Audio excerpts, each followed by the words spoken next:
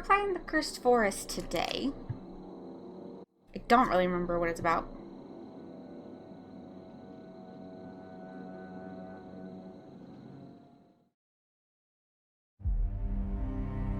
Ooh.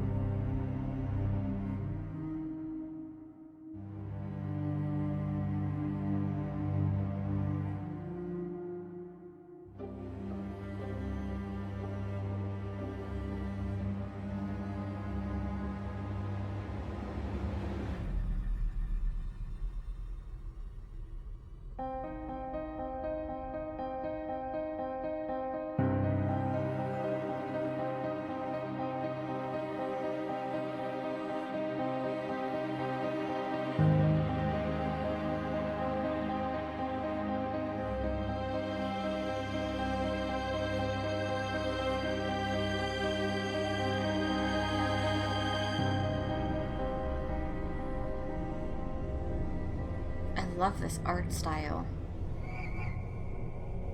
Hi, Illusion.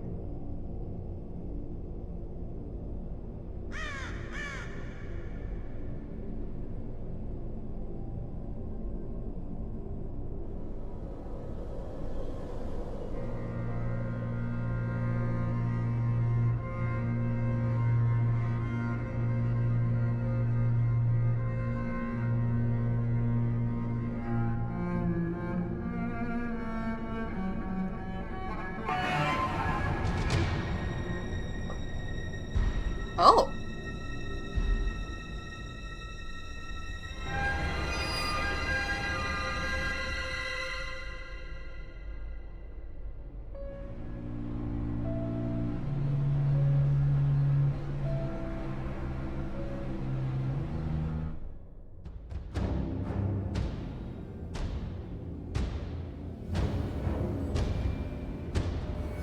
You picked up the bear? What's wrong with you?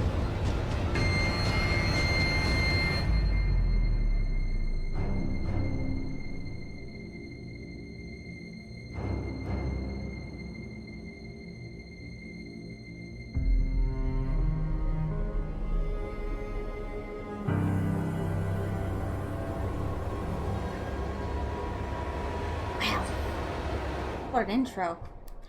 I love Halloween too. It's my favorite time of year. Okay. I'm already super invested in this story now.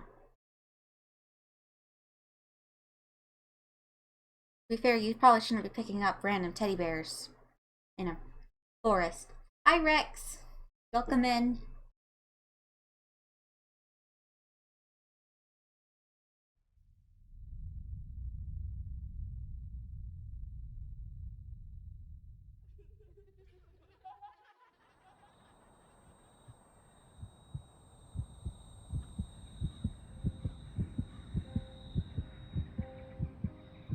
Oh. Oh, am I the...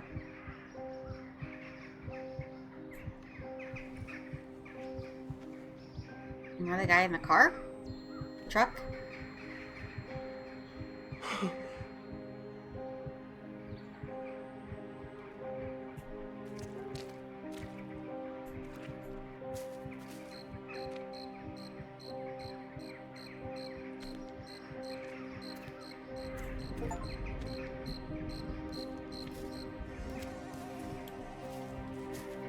Exactly, you don't just go picking up stuff.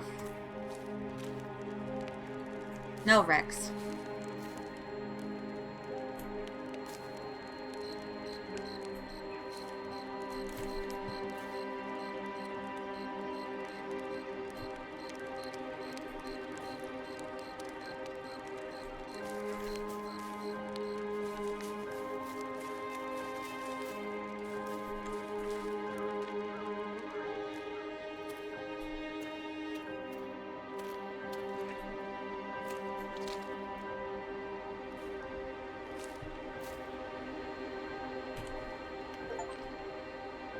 I was scared to stay out in the open. I have a feeling that someone was watching me right from the trees. The way through the cliff seems like a good idea, which will allow me to get out here faster and stay unnoticed. When I tried to traverse the cliff, one of the stones fell on my leg. It's like this place itself won't let me leave. My leg isn't damaged, but the stone was pinned my leg pretty badly. To free my leg before something else falls. Notes.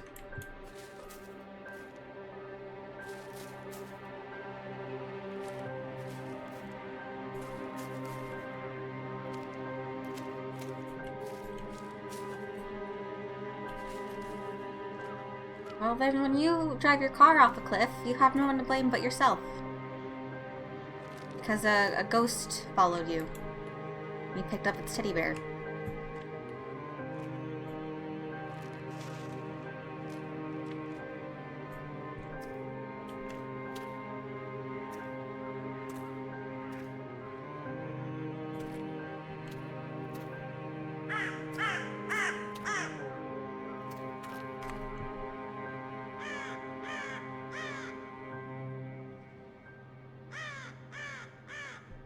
Turn that down just a little bit. Oh. It's very pretty.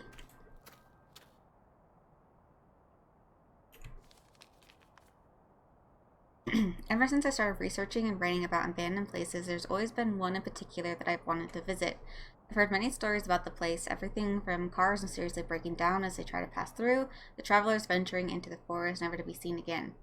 Then there's the tales about the settlement itself. The people that lived here there were building a railroad until one day they all disappeared without a trace.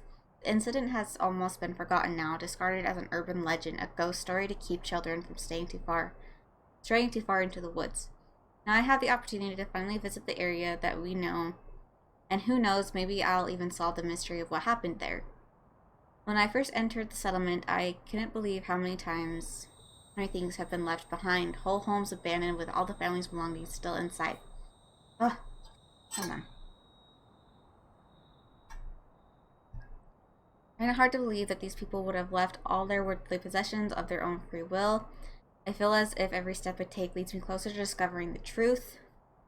Still, no matter how excited I find my discoveries, I feel uneasy in this place, as if I'm being watched. On the outskirts of the settlement's territory, I have made an incredible find, a set of altars. They look older than anything in the village, as though they were here long before the settlers were. Out of curiosity, I lit one of them, and as I did, the ground began to shake, almost as though there had been a small earthquake. I am sure it's nothing more than a coincidence, but still, standing in the light of the altar, I felt relief, as if I were safe from a terrible presence that had been following me. I think the altars could be an important clue to what happened here all those years ago. I will do more research tomorrow. Oh, to save progress. He drove off a cliff because there was a demon in his backseat.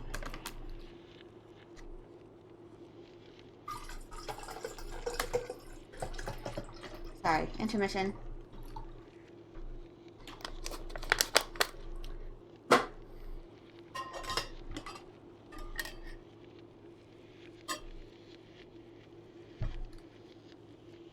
Are you safe? Cool. Like that, okay. That's spooky. Very spooky indeed. Can I go back here? Oh my god, I can.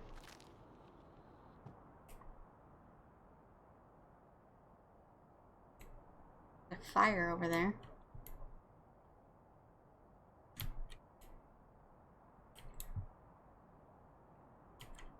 I think jumping off will be a bad idea. Kind of want to, though. Just because I'm curious. Woo.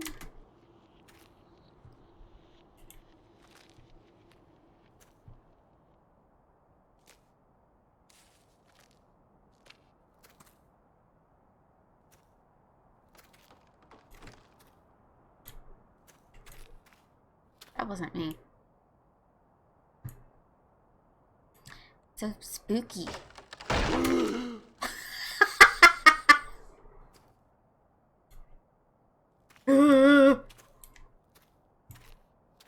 That's exactly what I do when I'm scared, though. So, I have a flashlight or something. It's so pretty and spooky. I love it. Look at the moon. Oh, picturesque. Not a very good bridge, no.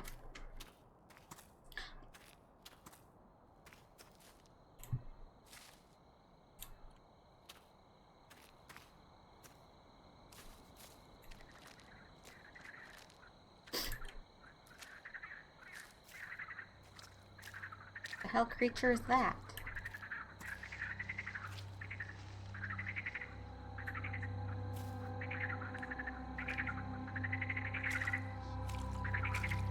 Those frogs?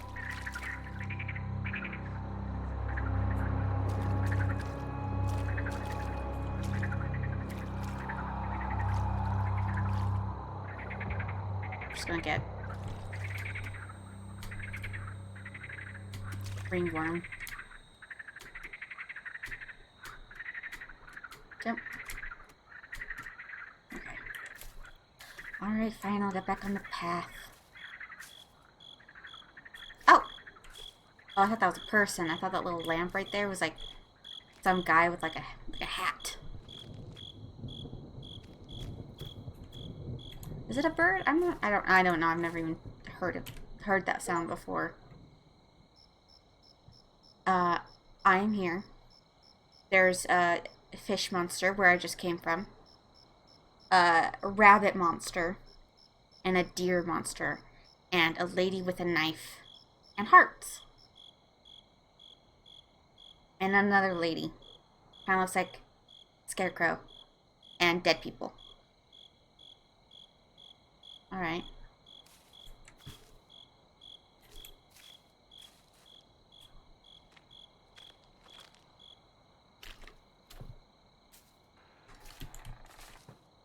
I didn't open that. I did that on its own.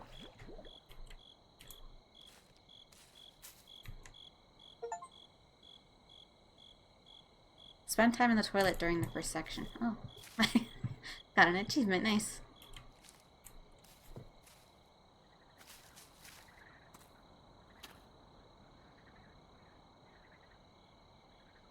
That is a person right there. Can I take this axe? I'd feel a lot safer.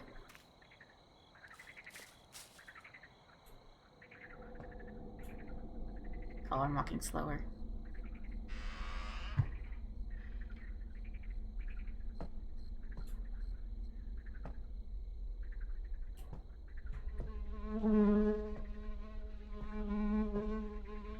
Don't like that. There's a strange atmosphere in the settlement today. People seem more subdued and silent than usual, although it could have been a projection of my own foreboding. Sarah's predicament plays on my mind so much that out of the corner of my eye I could swear I saw her sitting in my room, but when I looked, of course she was not there. I'll need to approach her father with his attitude towards her. He's a harsh leader and no different in his parenting. While the villagers seem enraptured by his vision, I am less convinced and find it hard to trust his word as certainly as the others. Although the streets were quiet today, in the night there seemed to have come alive. When I left my house to inquire as the commotion, the noise faded into nothingness, as though it had never existed in the first place. Tomorrow I will have to be braver and speak to Sarah's father, and perhaps the feeling of unease will leave me, and the inexplicable things that have been happening here will show themselves to be nothing but a fracture of my own nervous mind.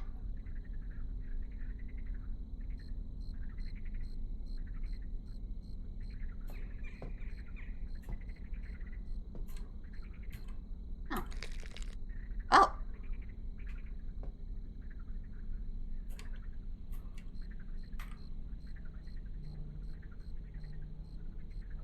Delicacy, but not for you. Do I give that to the evil rabbit?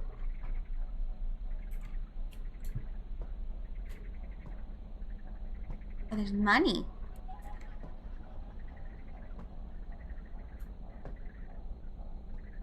Don't much appreciate.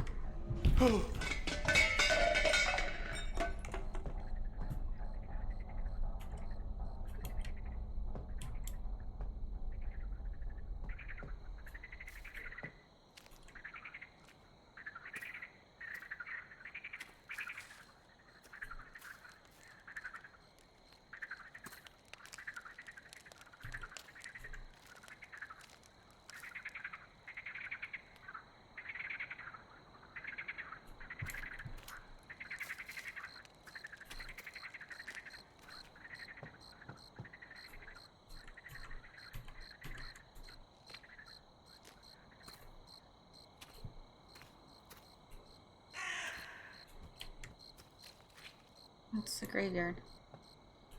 Oh, there's a scarecrow. Not a real person.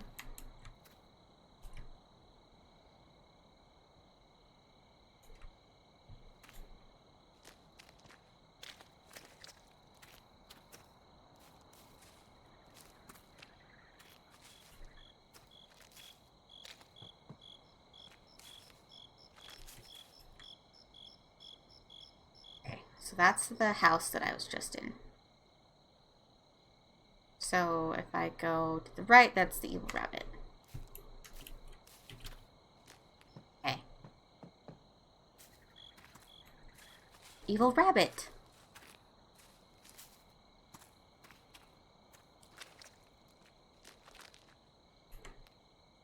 Did you not see the picture? It was an evil rabbit.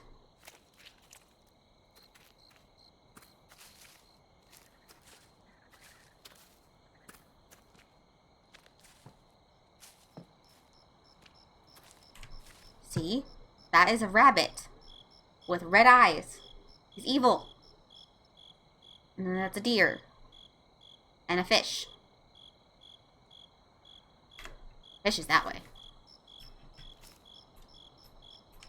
This is where I just came from. Oh, it's a bunny. Excuse me. Sorry. Evil bunny.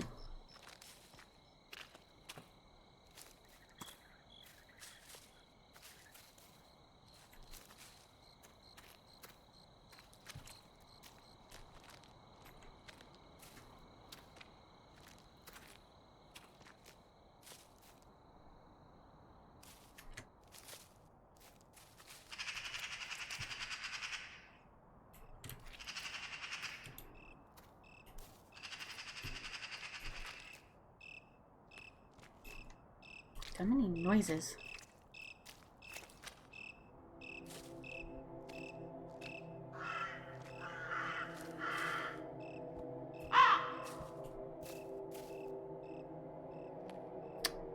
Radioactive?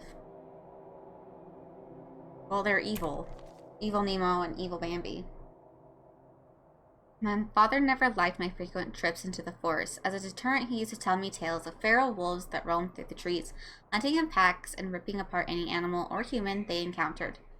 This day, I believe that the wolves are nothing more than a stories told by overbearing parents because I never saw, heard, or sensed their presence.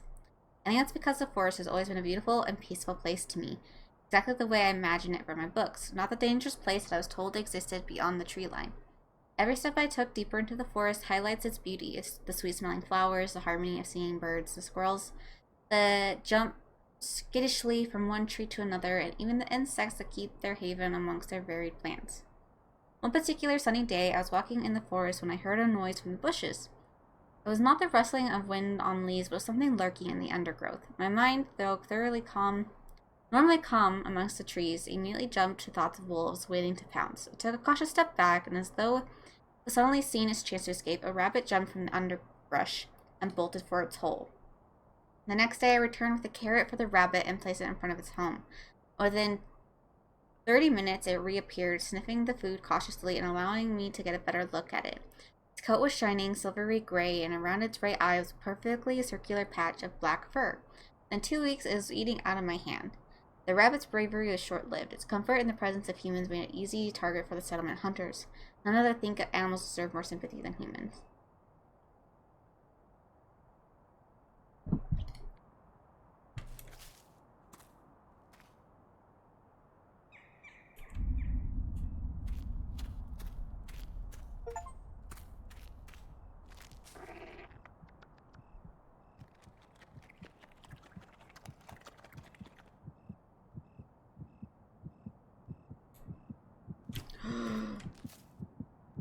Oh.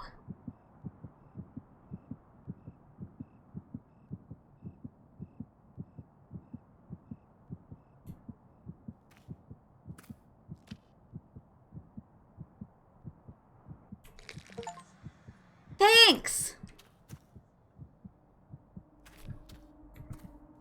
He gave me an arm. The Thumper, actually.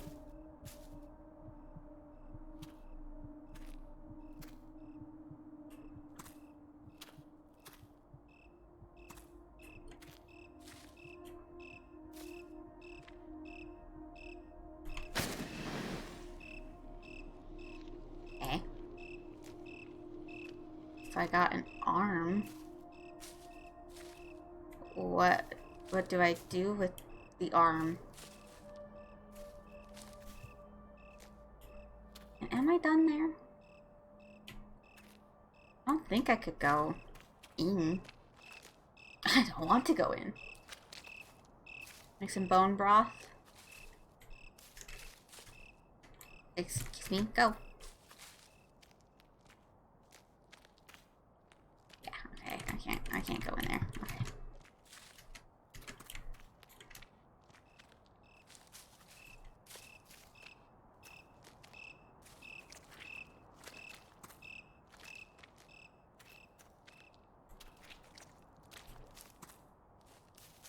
I know that this is meant to be like spooky, but like this is just like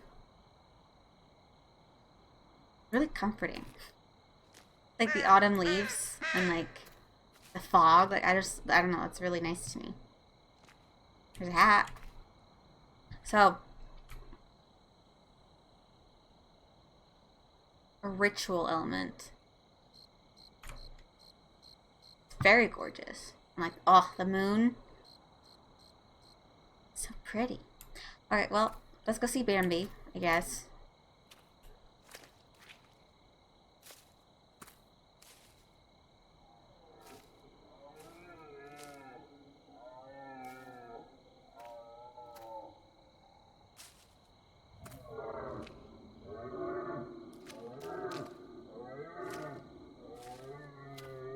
I think he's hurt. Or angry. Both, probably. Oh.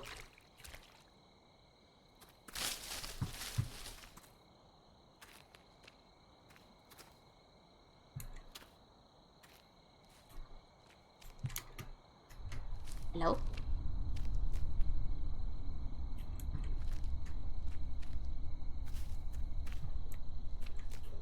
Hello?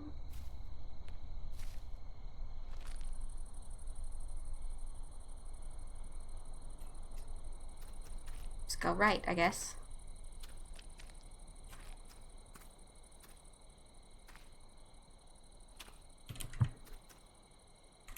There's a fire up there.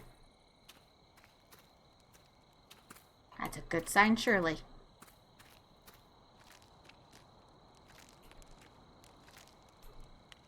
I don't know who's lighting all these fires, but appreciate it.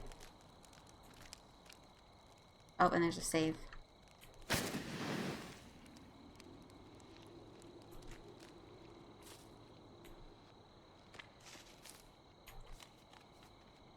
Jan told me that there was a cave hidden in the forest where many years ago thieves from the city hid precious contraband. When they were caught, the cave was searched and the valuable items were confiscated and removed. I keep seeing leaves like floating in the wind in the corner of my eye and it scares me. As I knew a few interesting stories about the area, I pestered Jan of every detail he knew. We searched for the cave for weeks with only a vague idea of its location. Eventually, on one of the many rambles in the forest, I found it, exactly as it had been described. The boulders flanking either side of the entrance and hanging ivy practically obscuring the hole in the rock face. Fallen log perched precariously above it. I wanted to go inside, but the daylight only penetrated a few feet into its depths. I'd have the illogical thought that maybe something precious has been left behind in there. Jewels that had fallen into a crack in the floor and gone unnoticed, money that had been hidden extra securely amongst the stalagmites and had not been found, gold pieces buried under a thin layer of dirt in the floor. Jan convinced me not to go in.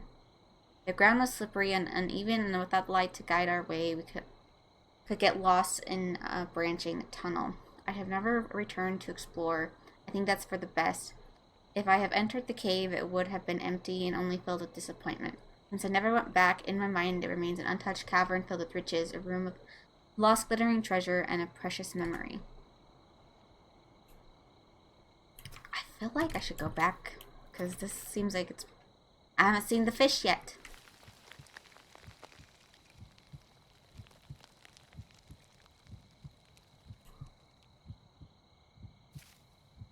That wasn't Bambi.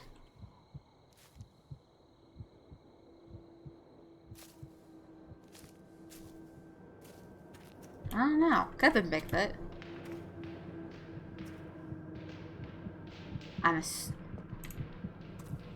Hello?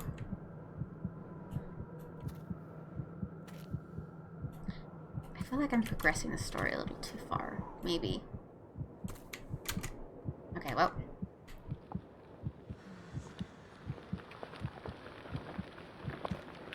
I much appreciate you.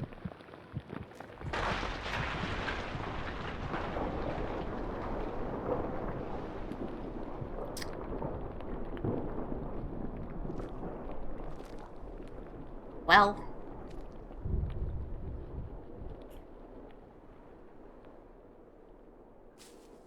Wasn't very nice.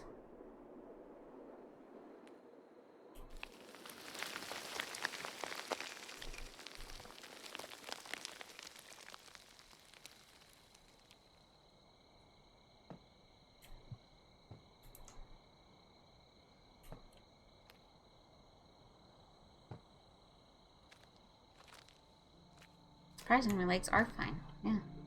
Well, there's that little scratch right there, but I'm fine.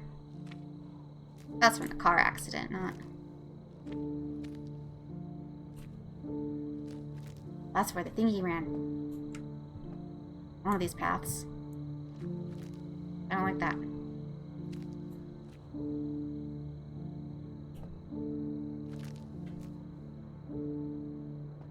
I want to look everywhere, so because I don't want to miss any, like, spooks, but there's so much to look at. I'm going to Shellog's cave. I haven't played Bigfoot, no, but I've seen, like, people play it, but I have never played it, no. Oh, another arm! Yay!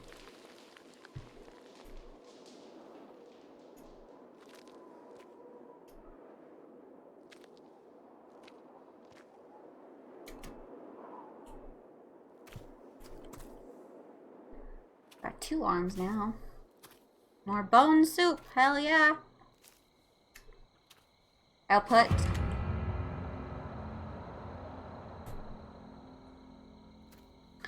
Bigfoot on my wish list. Disappeared. Sneaky fucks. Okay.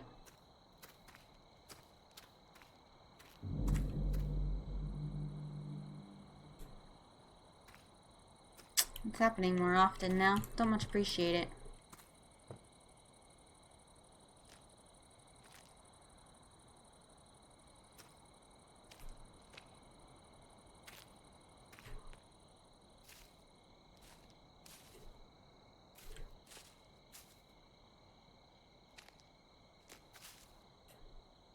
That's an owl. 9 3/4? You're going to Hogwarts?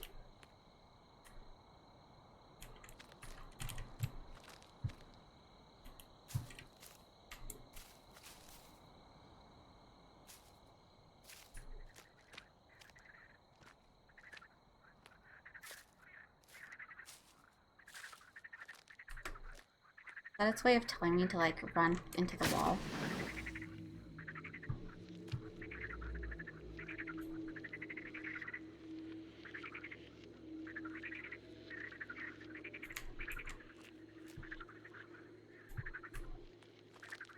Well, that's how you zoom in. You bitch!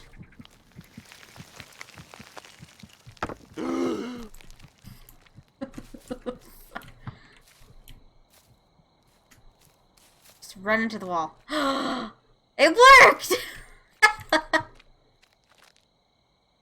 that's where I am. There's a safe spot. Yes, yes, yes. Is it showing me all the places that I've been so far? Or no? I got this bone. There's something there. Is that a safe? I got this bone. The fish has a bone. No! Not ads. Is this like to keep my progress? I've gotten those 2 bones. I haven't gotten the fish bones yet. 0348. 0348. 0348. 0348. Writing that down because my memory is shit.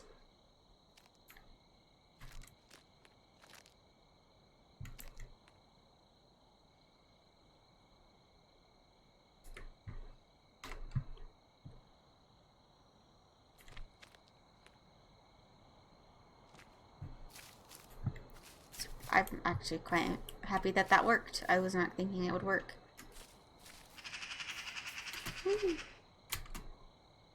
Okay, so where's the deer? I'm stuck.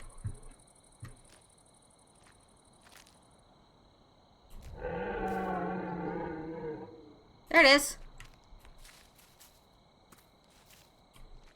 Thank you.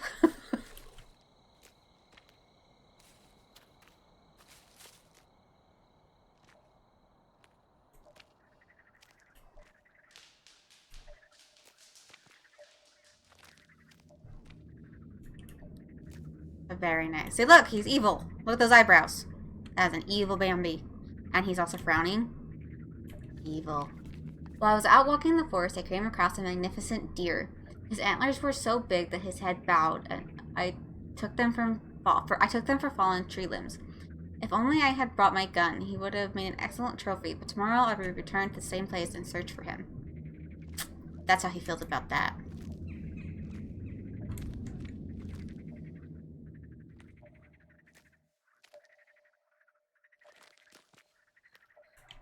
I keep getting stuck. So pretty. I want to live here. You know, without the haunted deer and stuff. Oh, look, another 9 3/4. Woohoo! Oh, F. 0, 3, 4, 8. What the fuck? I thought it fucking was. Fuck you.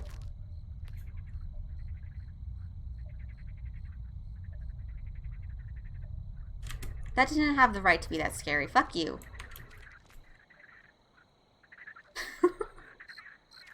Scariest thing so far is that damn ball. Okay.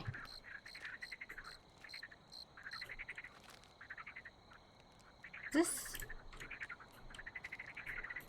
where I've been before? This is like the scarecrow's over there, isn't it? Well, he's gone. That's horrifying.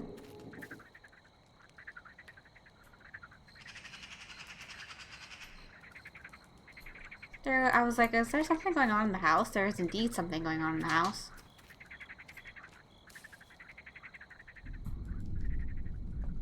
Oh my god, hello?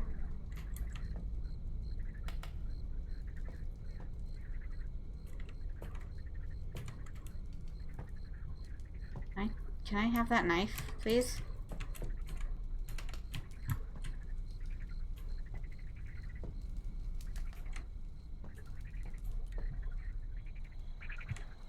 Sorry to disturb you.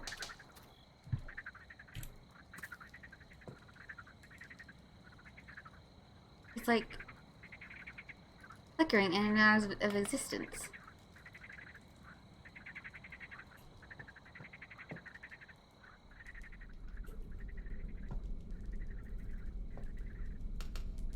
This has eyebrows and a face now. And like lips. Can I have you?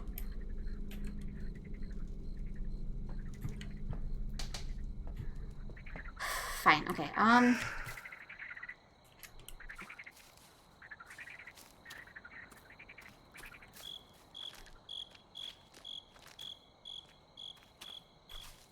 okay, so now to the fish. I believe I have to find a gun to shoot the deer. Mayhaps.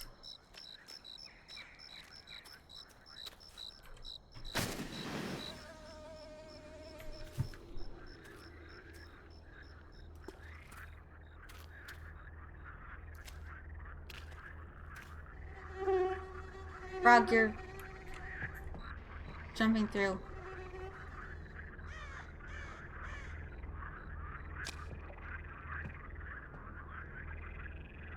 Well, I don't think I have a choice. I think I have to kill Bambi.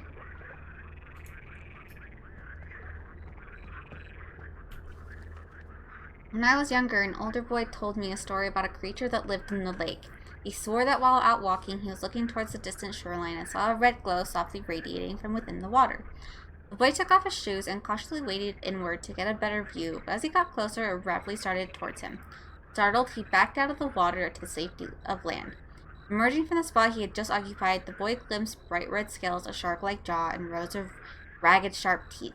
After having recounted his tale, I told the boy that I didn't believe him, that nothing so monstrous could be in creation.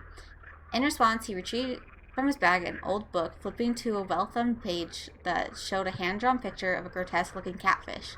It was not the creature he had seen, proof that nature could be more hideous than anything I'd ever imagined before. Oh wow, wait, there's more.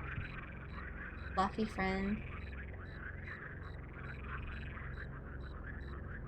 I went home in tears, and my father berated me for believing in such foolish make-believe stories. Even now, although I know I cannot be true, some part of me believes that such a creature exists, perhaps hiding in a cave deep below the water surface. Sometimes it haunts my dreams. In them, I am a boy swimming out in the lake. I see it beneath me, coming towards me. I am powerless to move. When it grabs my legs in its jaws and drags me into the depths, I feel no pain, only the sense of relief that comes from succumbing to the inevitable. It's strange. You'd think that I would stay away from the lake, but the more than ever, I find myself drawn here, hoping to catch a glimpse of the monstrous creature from my nightmares. You got problems.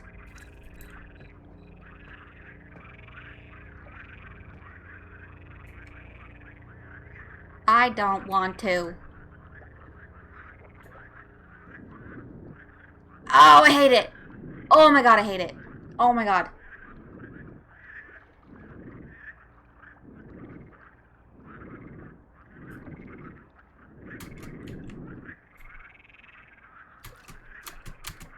Oh my god. I hate that. I hate that. I hate that.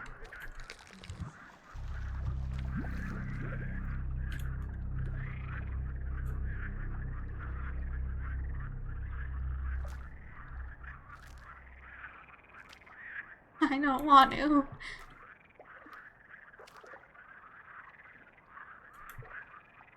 Will I survive?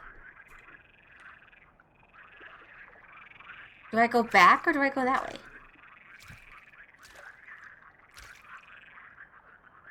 Okay, that is just me turning. Okay.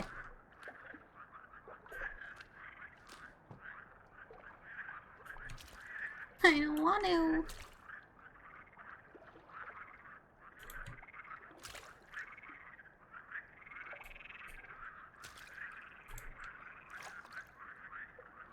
Like my worst fear.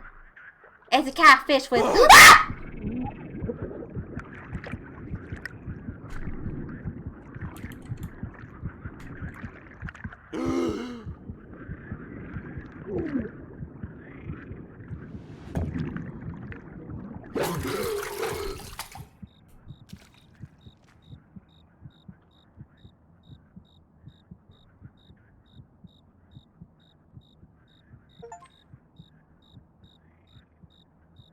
Get attacked by the giant fish. I don't know. I don't know how to clip. You could try exclamation point clip, but I don't know if that works.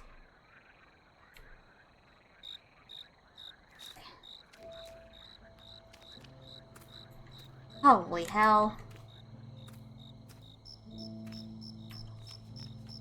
Go to the house. I don't want to.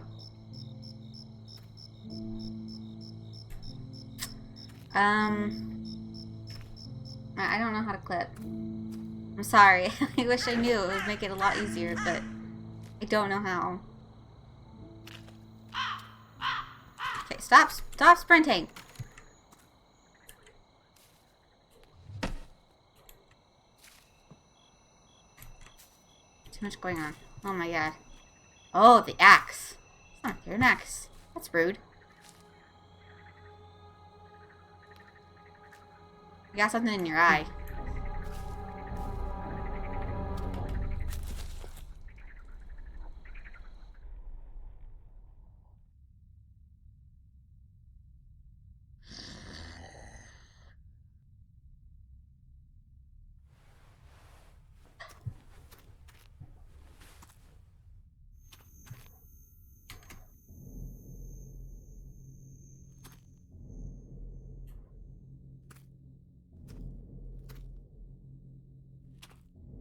Like, I was like, it sounds like an old man snoring, yeah.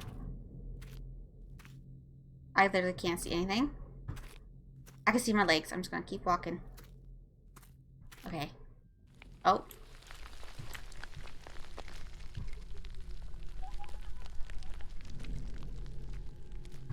Okay.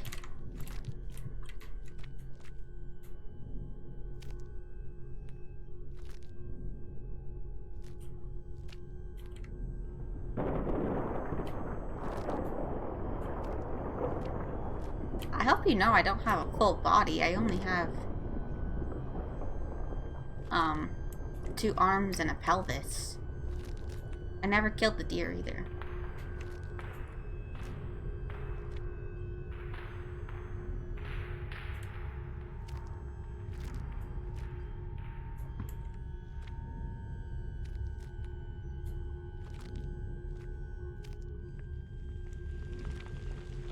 I don't know. Jesus. I don't know where I am. The center of the earth.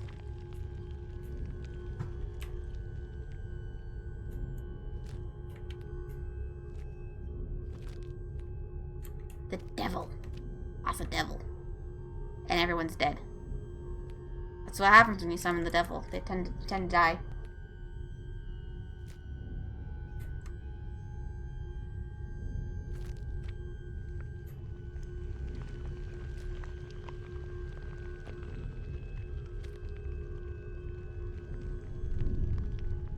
I can't move. Oh? What the fuck? Oh my god, I can't move. Please no. I don't want any of this. I said no. I did not give my consent.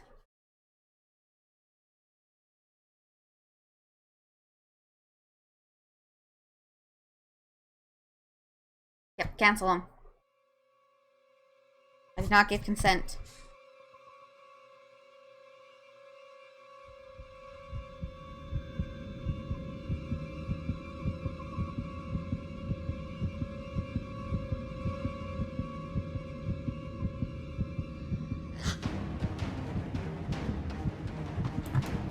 Oh, it's chase sequence, okay.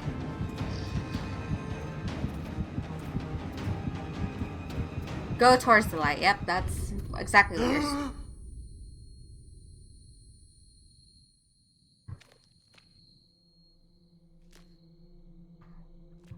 What kind of drugs did you take, dude? You were tripping balls.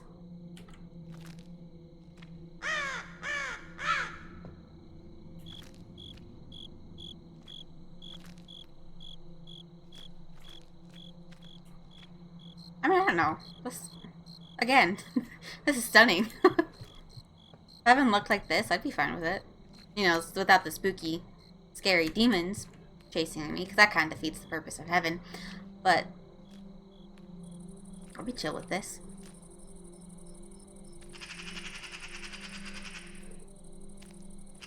I want to, like, screenshot this.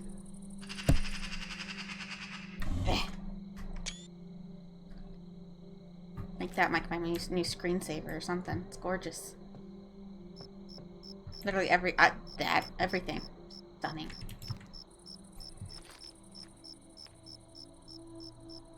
I love, like, the green light. It's so pretty!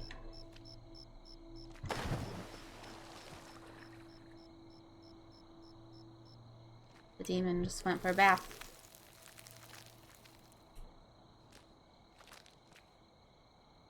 I'm assuming that's what I have to do.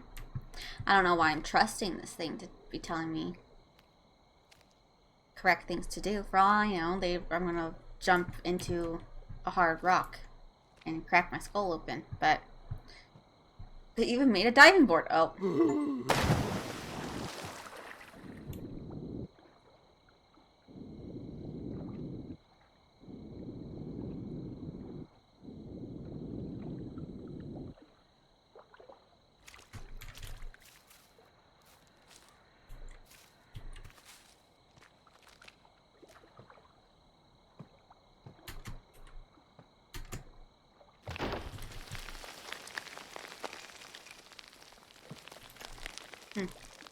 Interesting.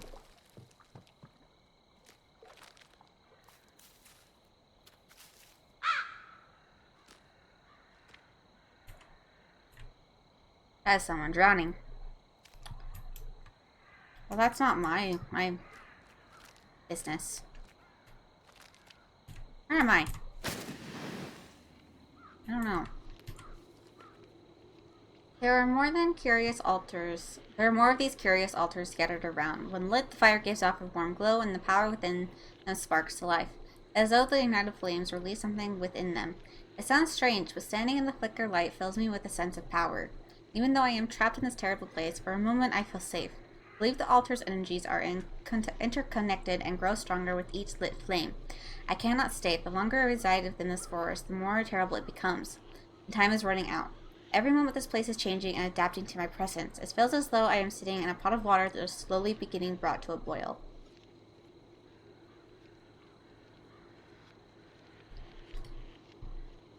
Yeah. Oh, there's power lines.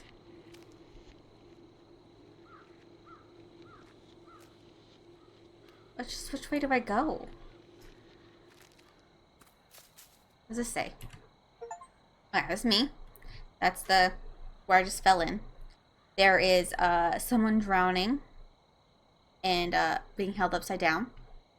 That's an X, which is just that way. More houses. A bucket of something. Someone creeping around the corner. Mountains. And tents. Is this the house and the outhouse? Is that what this is?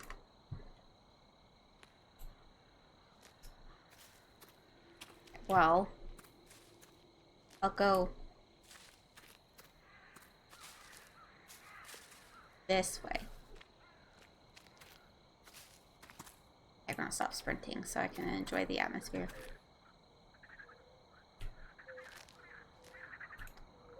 Is that an owl?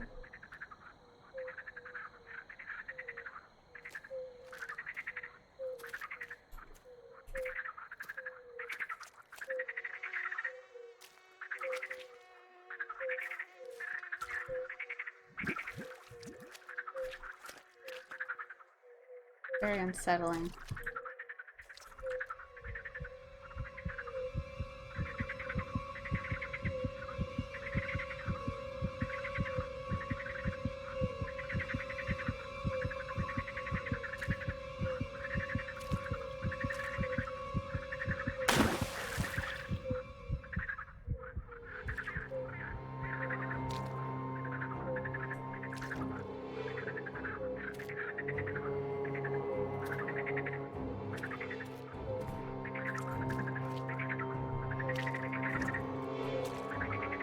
I feel like I'm being chased, but...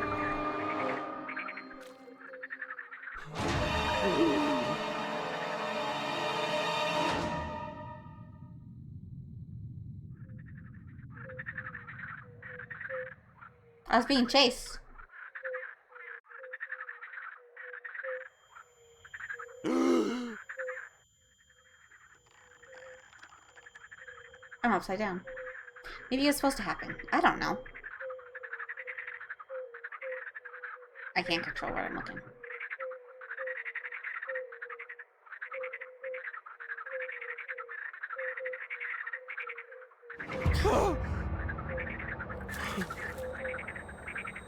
What's happening? Oh.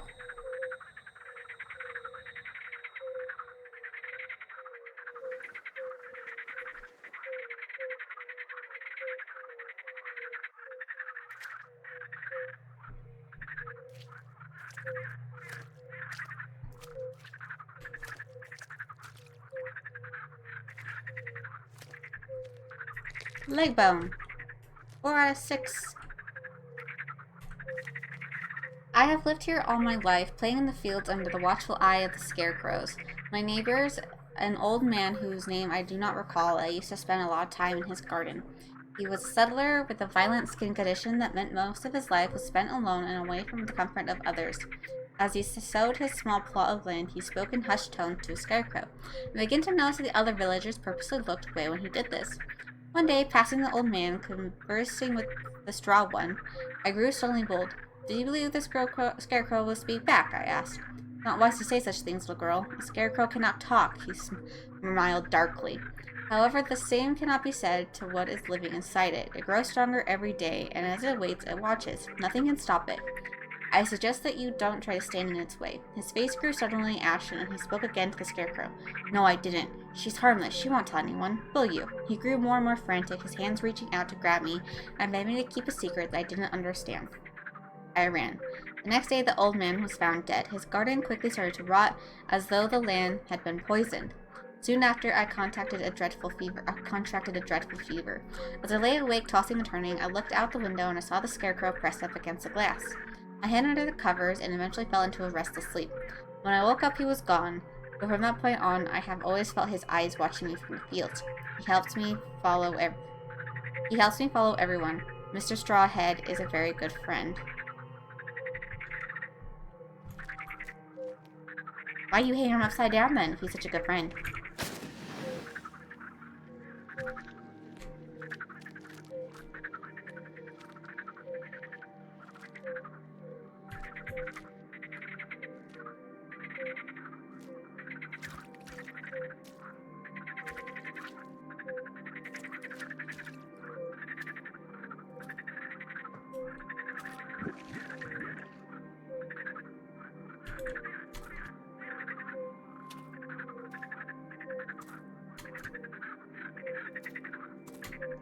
Just gotta follow these stones, because...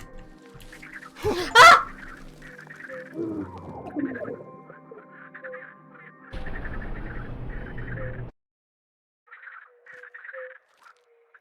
I wasn't purposely not running in the water, but, I guess I was doing what you were supposed to do. Anyway. My feet literally barely touched the ground. Touched the water.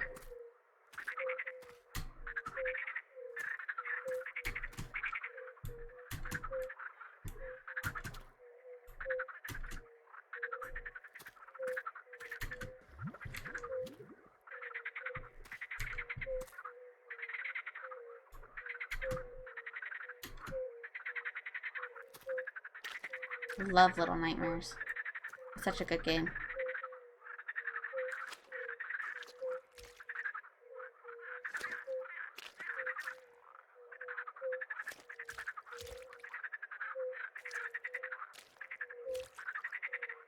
There's a green light up there. Kinda look like a body. Are they? That's cool. I didn't know that.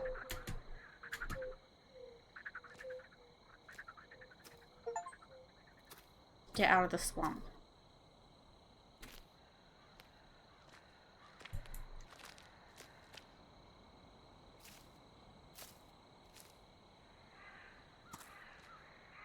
The hell is that? Stone circles and a geyser? Is that what that...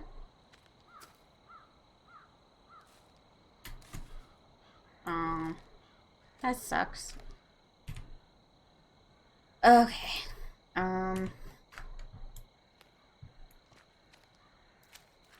So we had an X mark the spot, so let's go over here.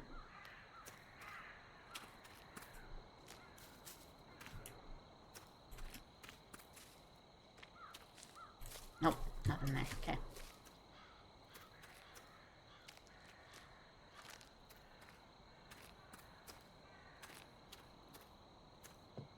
Oh wow, the bridge didn't break. Amazing. I'm impressed.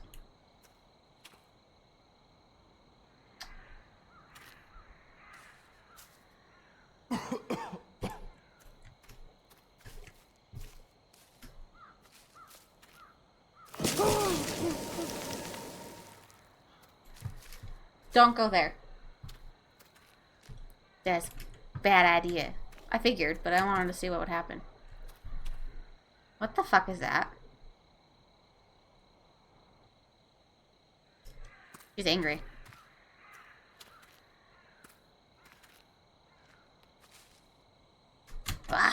getting stuck. Okay, so that's that. So, keep going this way then. Wait!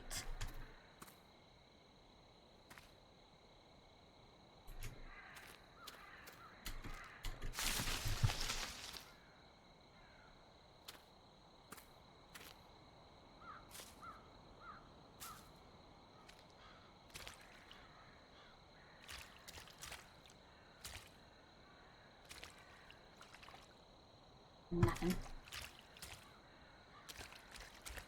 I must kill Bambi. It is foretold.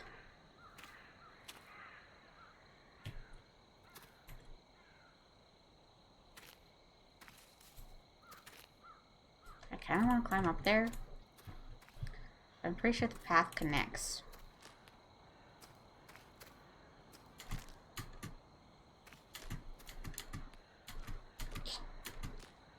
Oh, I can't. Oh, there's a bucket though. That was in the drawing. The bucket has been prophesized. Something in my eye. My eye just itches.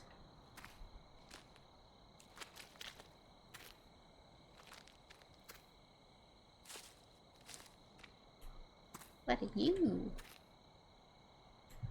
Horror. No, that's what you are. It's a fantastic bucket.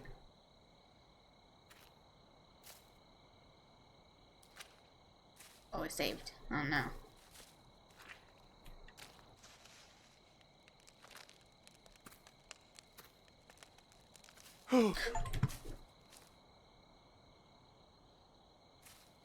Jesus Christ. That didn't have to be so scary.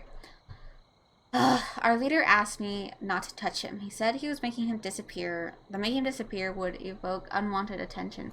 But all Yan has brought to our settlement is so far is trouble. I remember when he first came to us, he used to make trips into the city, which wasn't normal for any of us. Our settlers don't need people like him, but out of kindness, we gave him a chance. I tried to invite him to my house for supper, cooked by my wife. I thought that by meeting him eye to eye, we would get to know him better, and with the acquaintance, he would become much better accustomed to our lifestyle. He refused my invitation. Then I invited him hunting. Even this he criticized, telling stupid stories about his past and how he had decided never to take a life an animal for sport. My dislike for him grows by the day. I wasn't fooled by the moment by his innocent facade. Jan came to us pretending to be a saint, but everyone has their sins. Soon he will learn that the past never truly stays in the past. When we are together, he attempts to turn the conversation towards our leader, trying to steal information about me out of me about his family, and unnerves me. He may be untouchable for the moment, but it'll be very quickly changed once we have completed the ritual. Then the sinners will get what they deserve.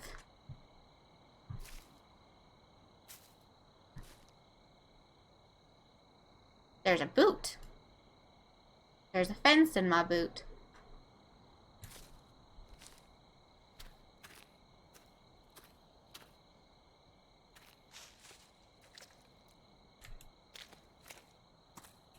Oh, it's so pretty. I can't get over it. Oh, more grapes. That's also very pretty.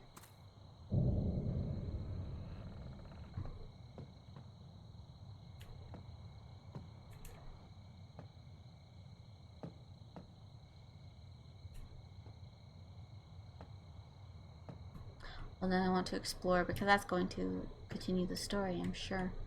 Oh, see, yep. I want to read this. I thought that was a swastika for a second. I can't believe my luck. This is a runestone. I found the runestone. It's the very last element needed for the ritual, and as a reward, our glorious leader thanked me personally and made me its keeper. In his wisdom and kindness, he also gave me a small house near the lake, which is much more pleasant than my previous home. Soon we will wash this land of sin. While the weak-willed seek redemption in death and the promise of a different, perfect world, we are fighting to make our earthly realm that haven. With our help, the people there will become perfect specimens of humanity, unspoiled entities cleansed of depravity. The sea takes a shard of jarred glass and washes it smooth. So too shall we shape this world into one of our own creation. And I'll be among the chosen forging the way. Change is coming, and I shall be the one of the leading architects of the future. So, I am not German. I don't know what this is. Not German. That is not German. That's Russian, probably. But, you're playing God, is what you're doing. Which only works in The Sims.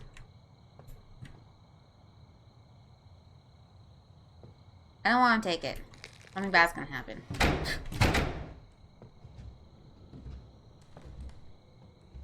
Oh, the shutter's closed.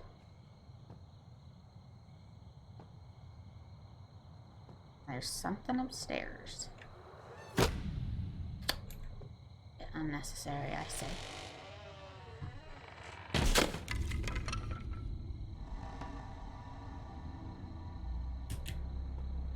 Well, hold on a second.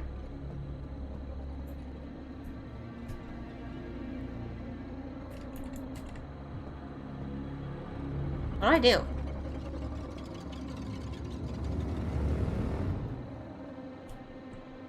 I don't know what to do.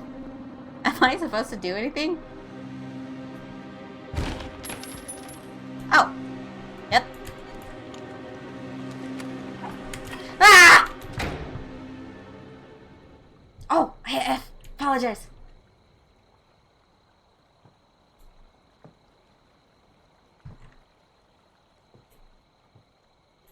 I didn't close the game. I just went full cam. Base cam. But we're good. I was a hypocrite. Really?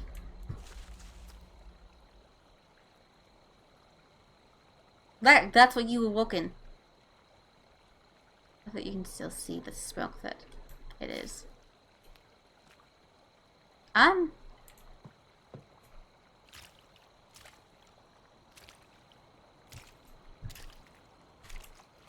don't know what to do.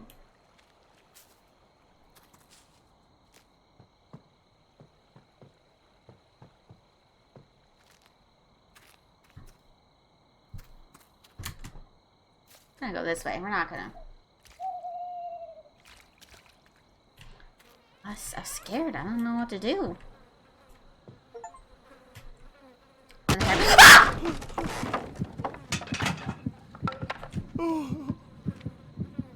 I'm trying to read a note.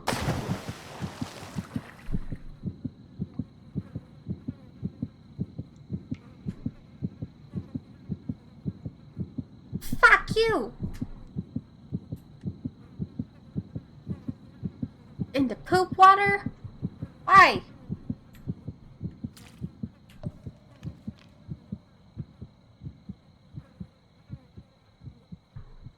you still up there? You can already see shit smeared on the ground. That's nasty.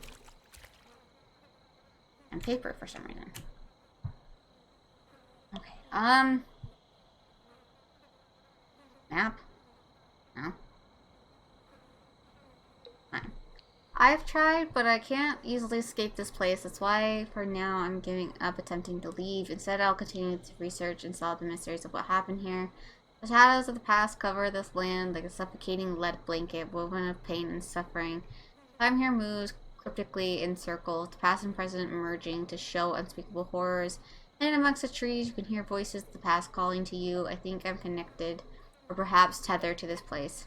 It won't let me leave. I can't even tell how much time has passed. There is no way of distinguishing 1 hour from another.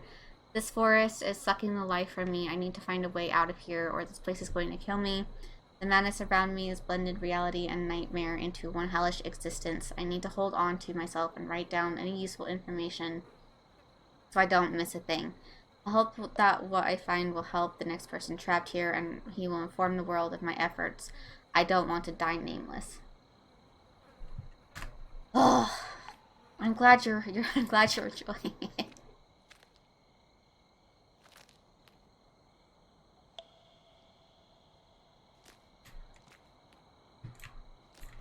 The shadow lady demon thing is mean.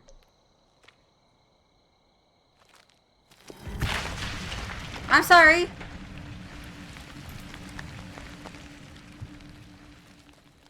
You don't like that.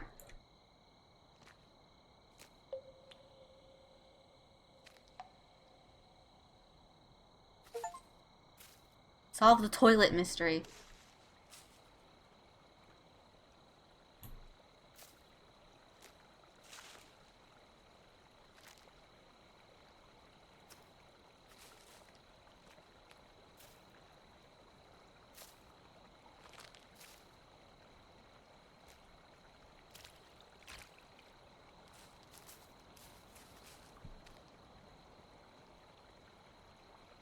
The windows are changing.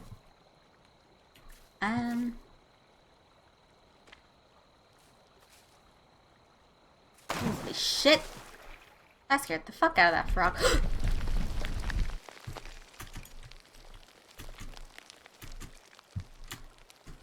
Do I go up here? No, I gotta swim.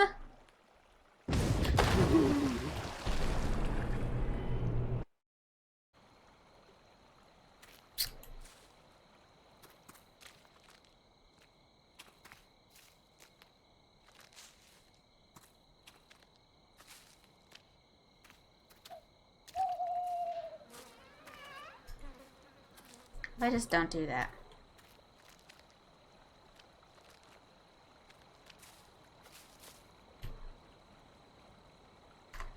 Cause like I got the achievement, do I need to do it again?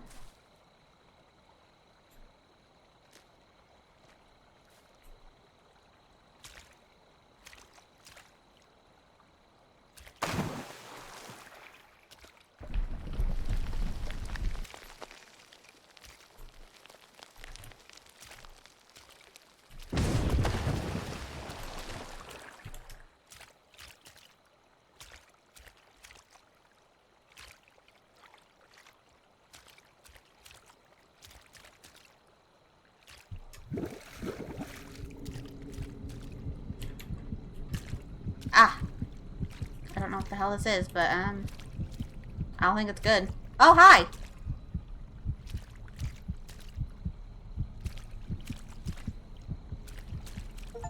Radioactive. Revive the river. There's a deer again. And the scarecrow! Hey, gonna make me one? You also should be careful, but... I mean, you're made of straw. It'd be very bad if you get caught on fire or something.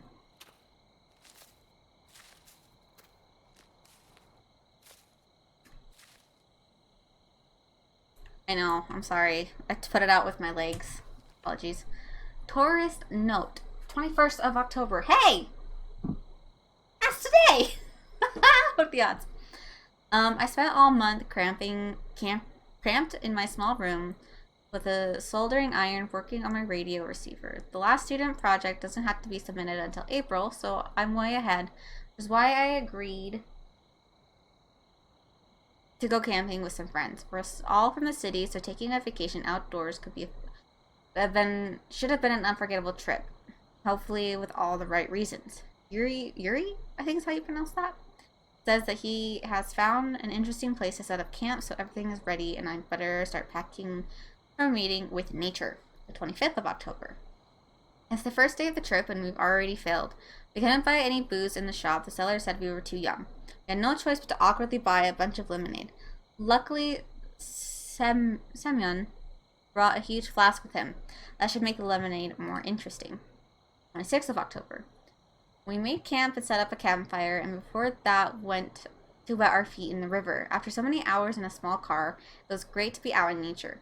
This place has a lot of creepy urban legends, lots of them with people disappearing. Nikolai told us some scary stories about black houses with black coffins. It might just be because it's too much lemonade, but I'm starting to feel strangely uncomfortable in this place. Still, it's just my imagination. Nothing can happen to me yet. I still have exams to pass.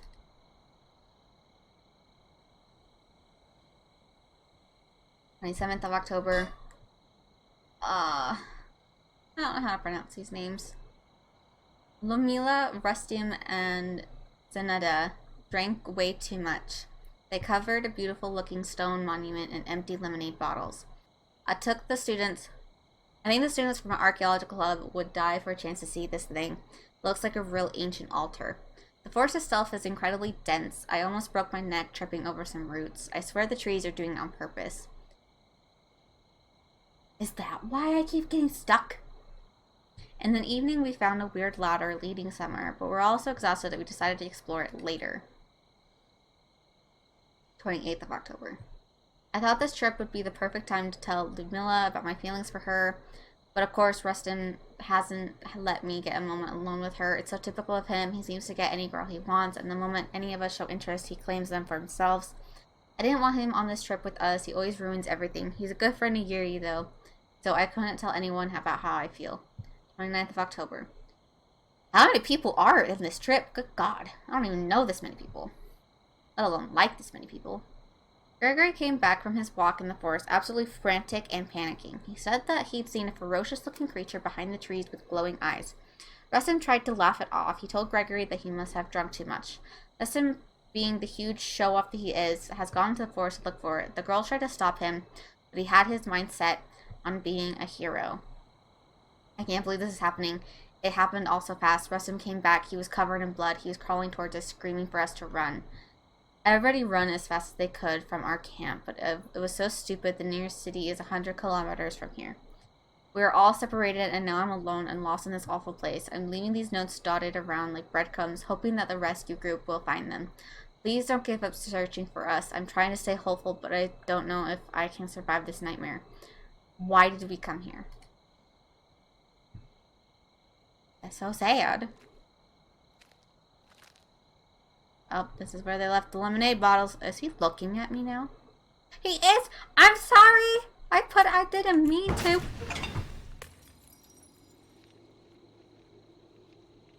Fuck you. I didn't mean to put out fire, Mr. Strawhead.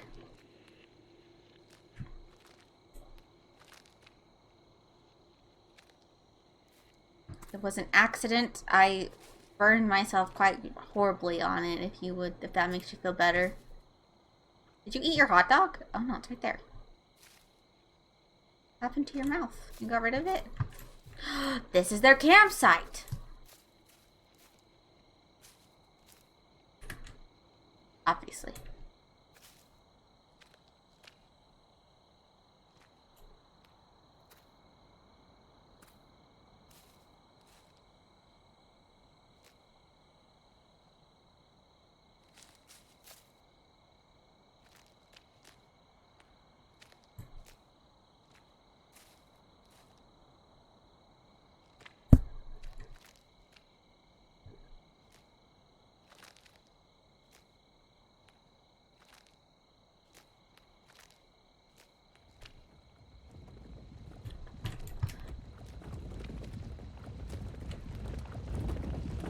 What is this? Resident Evil 4? Indiana Jones?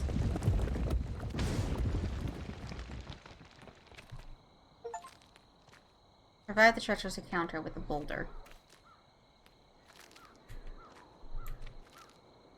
I was like trying to look around and it was forcing my camera to face forward and I was like, oh no. Whoops, that's not what I meant to do. What's over here? Spooky shit?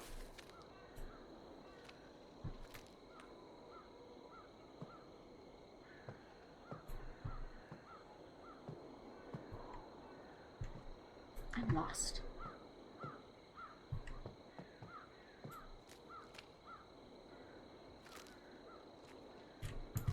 Okay, good. I can't go that way. Like, I have too many options. You can't give me options. The geyser again.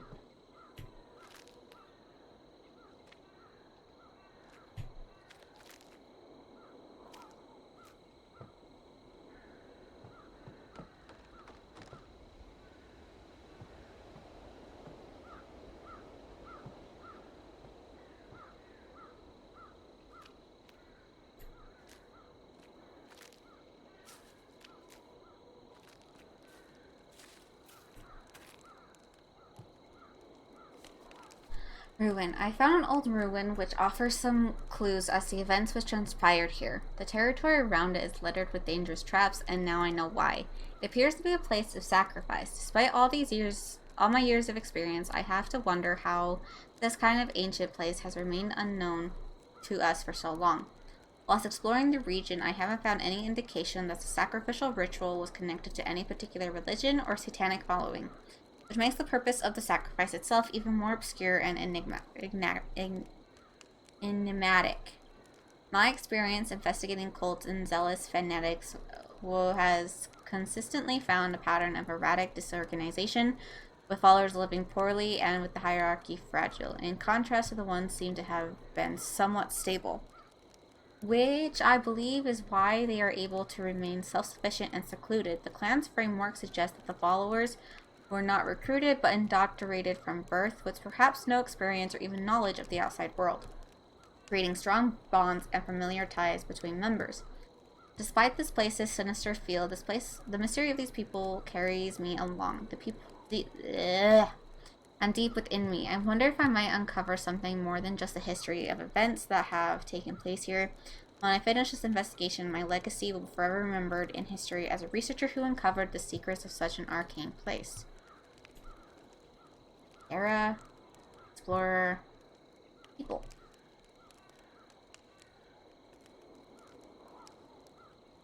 Oh, I missed the people in section 1. Good to know that this game's not close to being finished. This is a sink? A bit odd, ain't it?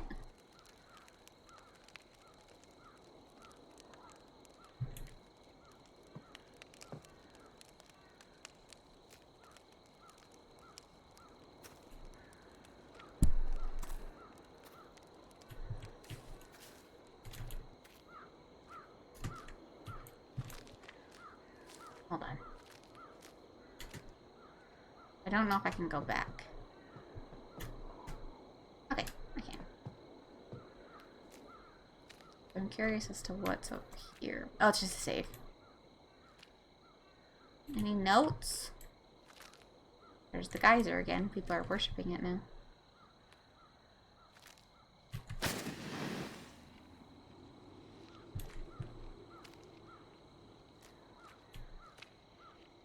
Oh, it's fish.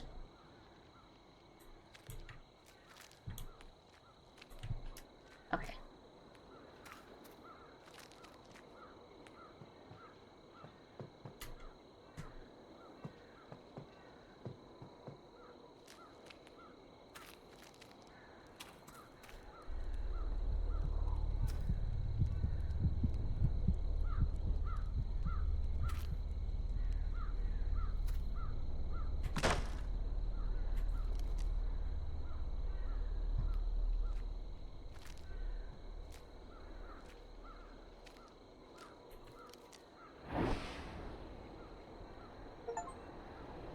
Banish the darkness from the bone. I'm assuming it's either going to be the ribs or the skull.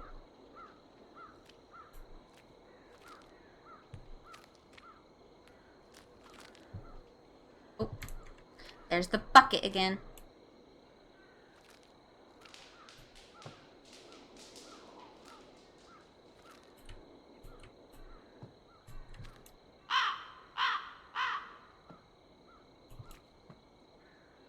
Do you not have any Hosha? Honestly. Seems like a hazard.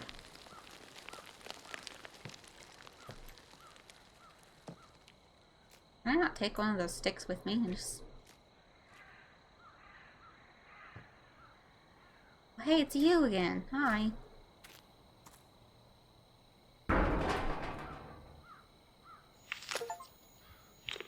I don't want to eat the apple.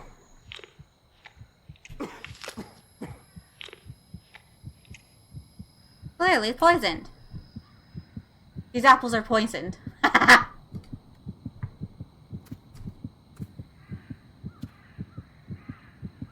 am I just gonna die?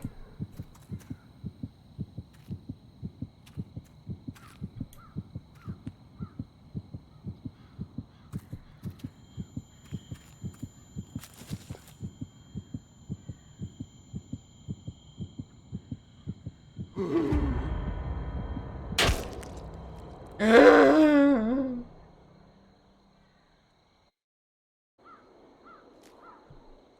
Did I get the bone? I did get the bone. Okay. Don't eat the apple.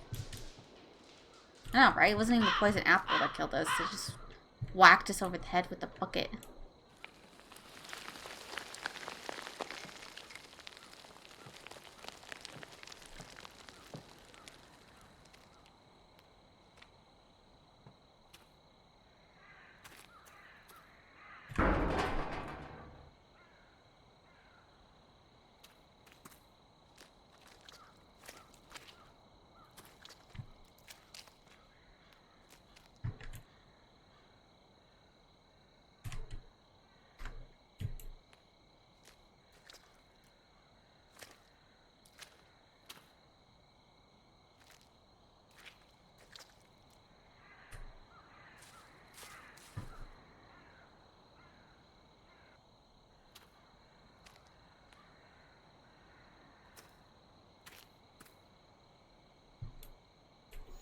No!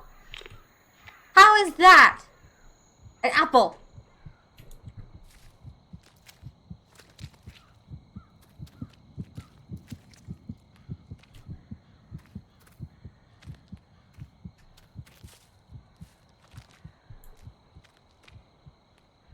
I don't know what to do.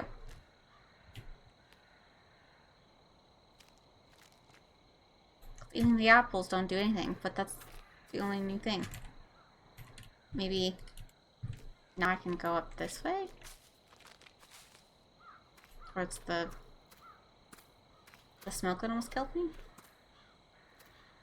It doesn't look like the smoke's there anymore, so maybe that's why.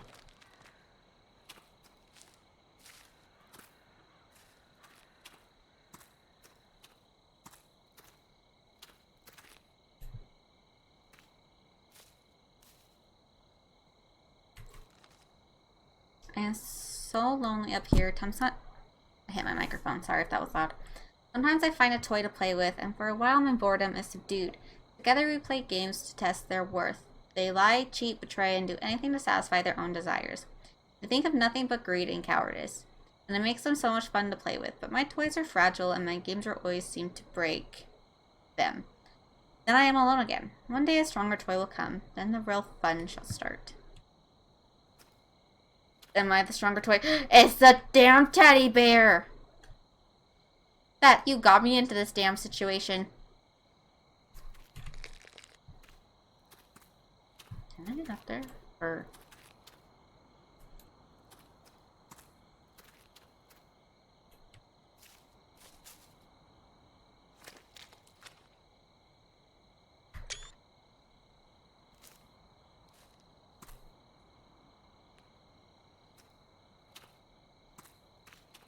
Ooh, what's over here?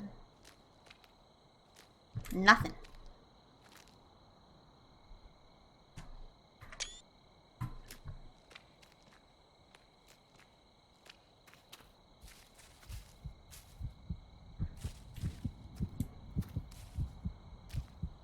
There's a poison apple kicking up. Coming back to haunt me.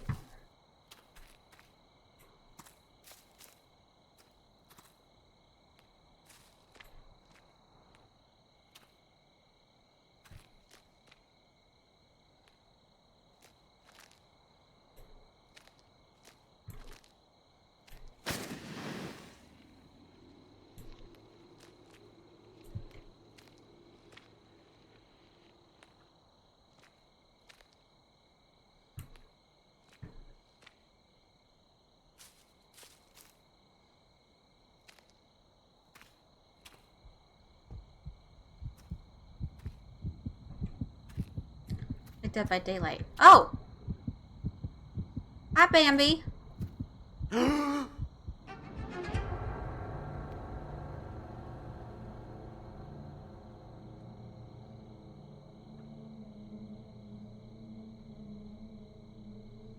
Bambi tricked me.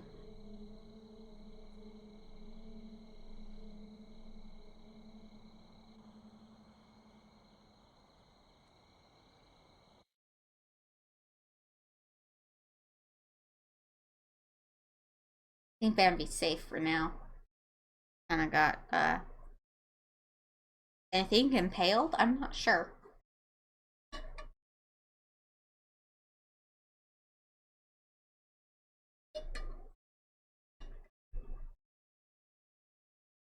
The only thing is this loading screen takes forever. I think I'm in section 3 now, though. So. Yay. Oh.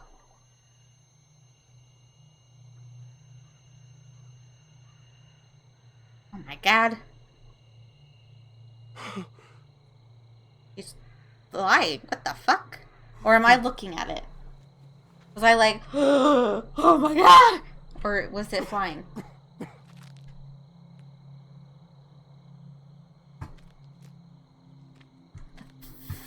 Fuck happened? That was where I fell. I don't know anymore. There's another teddy bear. And a darkness. He did go creative mode, yeah. I think that's where I fell over there. Because this is where the deer was standing.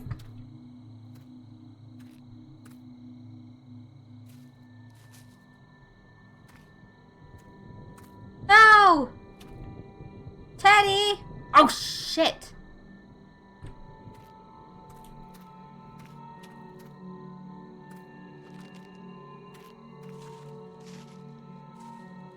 There's a bear trap.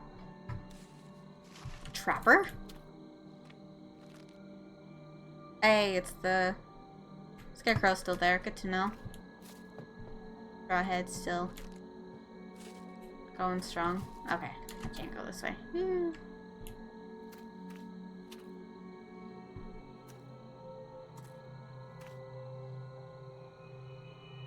But I want to read it.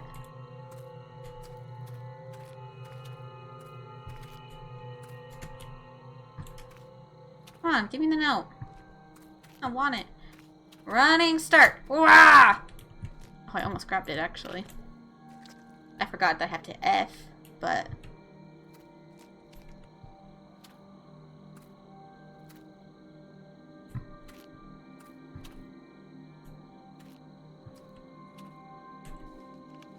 I will save her. The situation in the settlement has become worse. I've decided that it is time to act resolutely. The time to act resolutely has come. For her sake, for Sarah, tomorrow I will take her from this settlement and leave as fast as possible. Then I am going to find a good place for her where she will be able to start a new life, not this sorry existence around these crazy people. The most dangerous person being her father. Yes, it sounds crazy, like I am a child abductor, but now I can raise a child with my wife, one I can't even help. But how can I raise a child with my wife who can't even help Sarah? Sarah has always personified hope for me. She helped me out. She helped me not ruin my life. Now it is my turn to fight for her happiness. Only when she's saved I can live for myself and my family. I will never stop until I save her.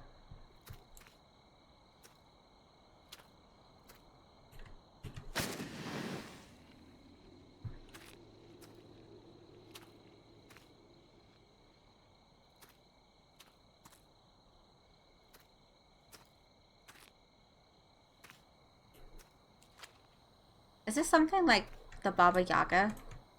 Because this is like takes place in Russia.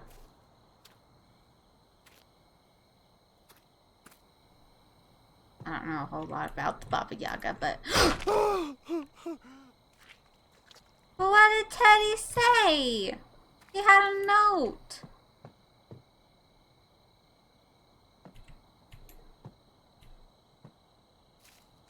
I will save you, Teddy.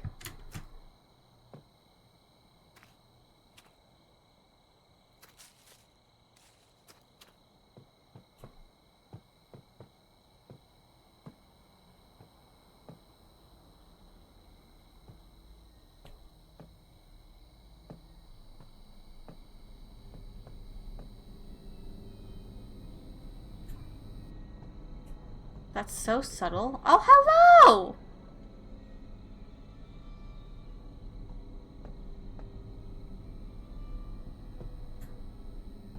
So many, like, blink and you miss it scares, you know?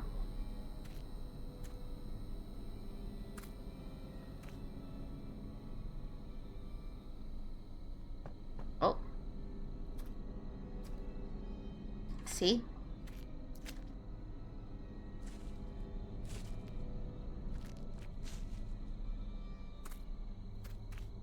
Love to have a flashlight about now. Be great.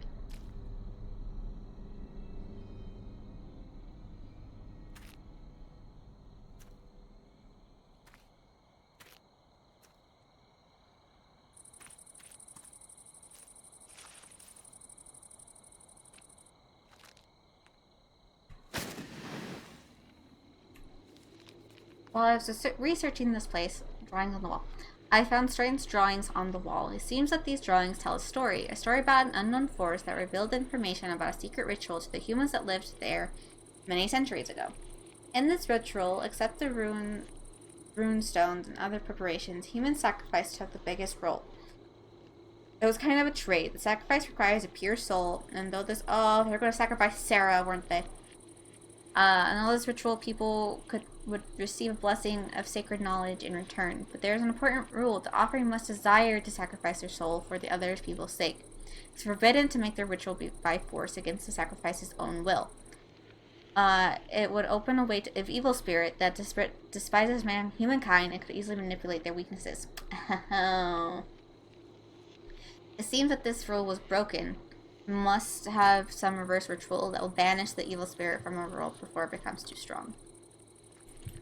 Assuming Sarah didn't want to do it, they did it anyway. And from what I know, Sarah is a little girl. There's only a handful of names that are said, so it's hard to know for sure.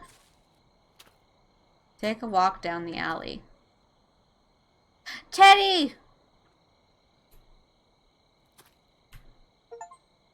Okay, I'm here. So...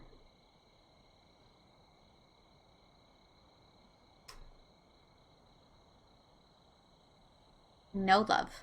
Bear traps. Noose. Teddy. Angry girl. Is this where I came from?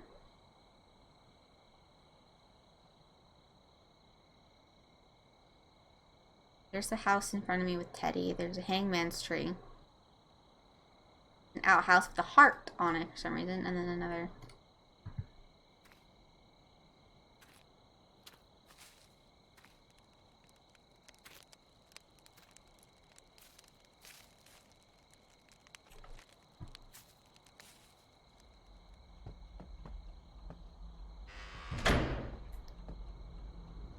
Teddy?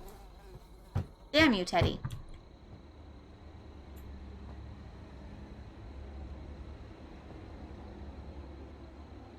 I don't know if you're good or bad. Hey, it's a rabbit.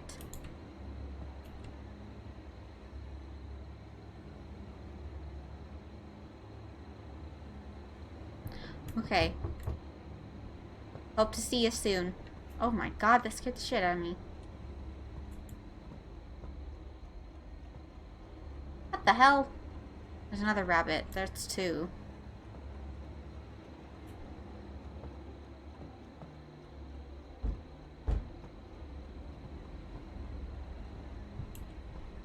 I'm exploring. It's like a owl sloth thing. Only endless darkness is around me. I loaded my weapon, but I am not sure if it will help me defend myself from the thing that we awakened. That deer, it didn't look the same as it did during our previous meeting. Once majestic, now he looks like the living dead, with bare skin that makes his insides visible and evil lifeless eyes. This animal no longer embodies life in nature, but rather dark and death and darkness. I can see him through my window. He is watching me from afar, same as I watched him a few weeks ago. I feel cornered, like an animal that used to hunt, but unlike them, I can choose for myself when I'm going to die. Rustling near my window distracted me from my thoughts. It wasn't a deer. Somebody else was trying to get inside my house.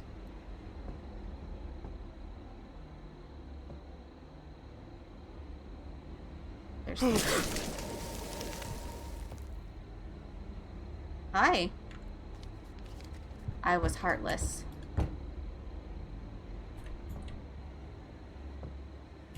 Oh, I still can't grab it. Damn it, come on.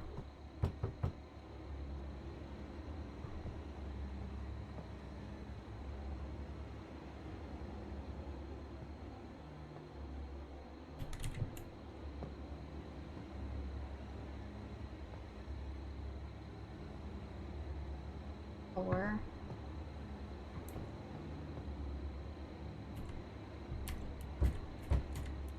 Carrot needs to go there.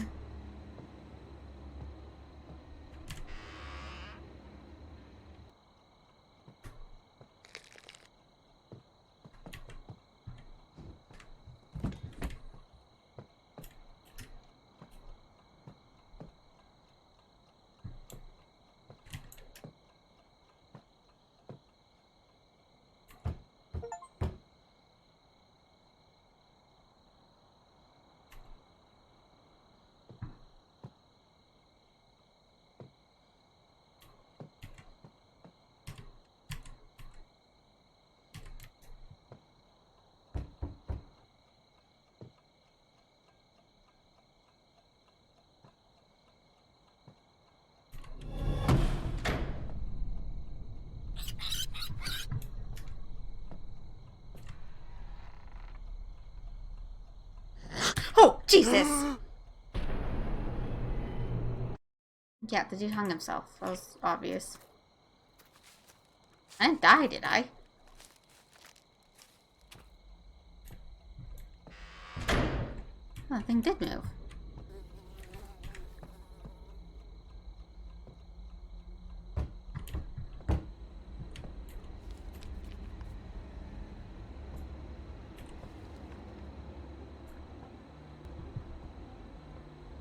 I was heartless, so you want to not be heartless.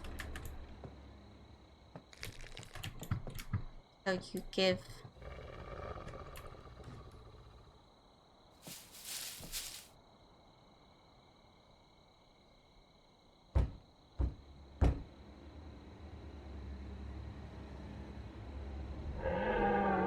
Are you sure you don't want me to sacrifice Bambi? Because,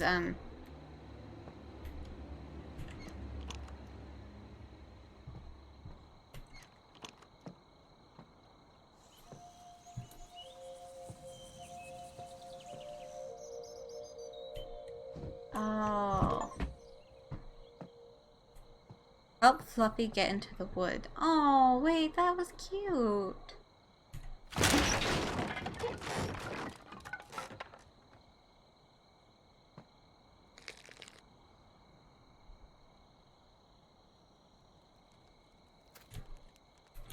So basically, you don't be heartless. Save the bunny rather than... Because it was either cook it, shoot it, or give it to the wolf. Or let it go. Ow! I was just confused. I just wanted a gun. Not to kill that, just to, like, protect myself. You know?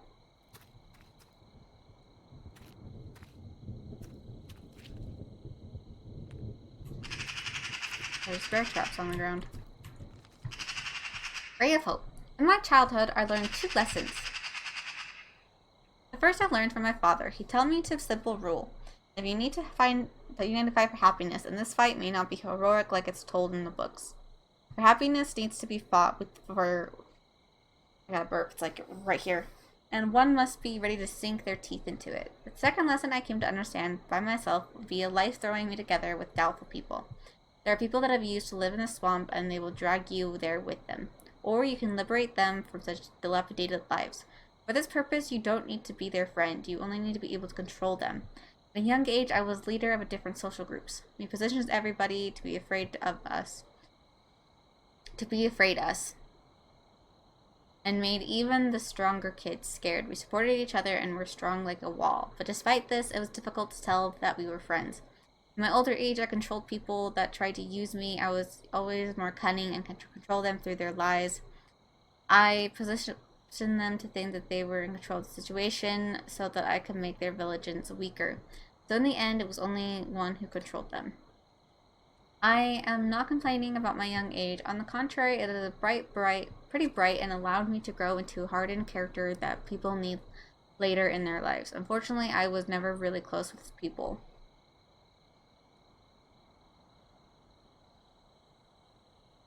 Friends for me is just a word.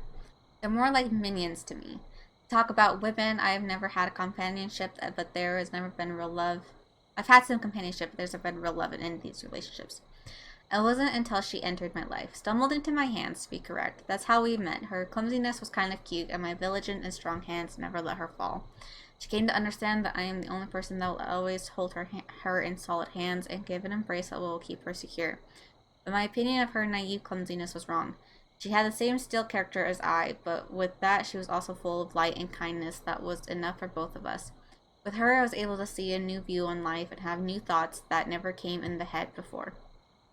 It was the greatest happiness that destiny brought to me, and I am going to fight to keep this happiness, as my father taught me. I will not let this fire of our love dim. We are happy together, and it will last forever.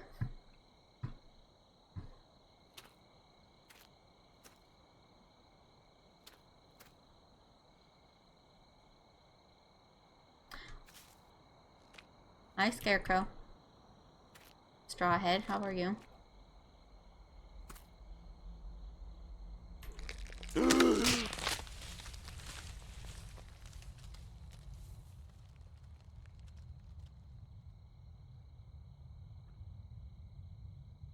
Oh, you think you're so funny, don't you?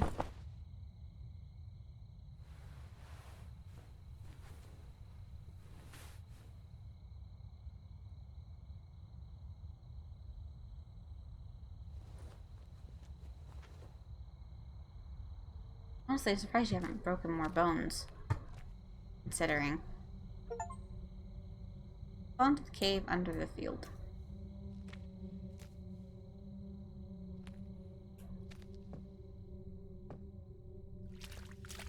Hi, Teddy.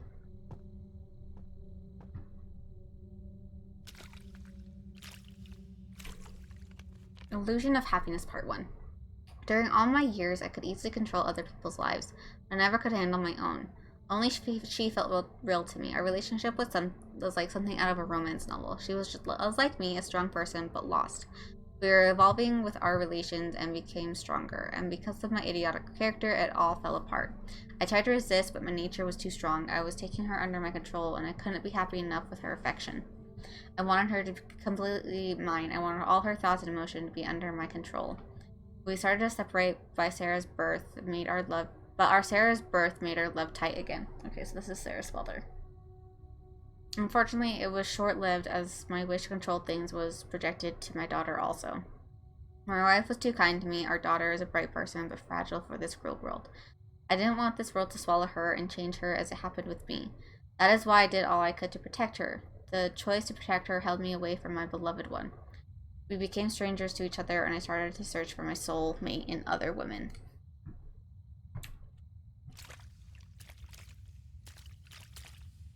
Clearly you don't have a soulmate. Lost and found. Return your missing friend.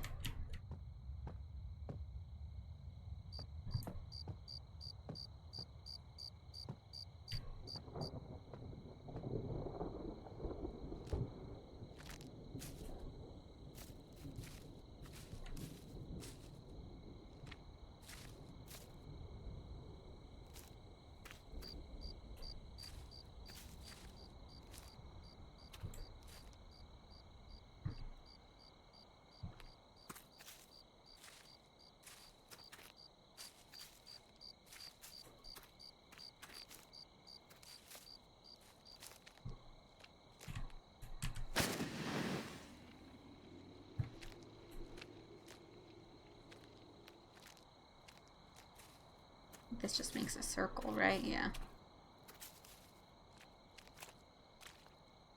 Oh, this is where I... Yeah.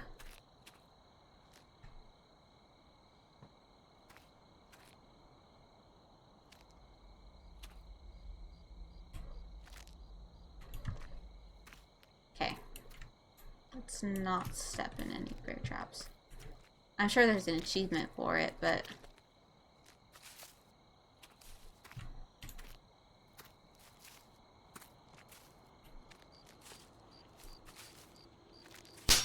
Oh! I died?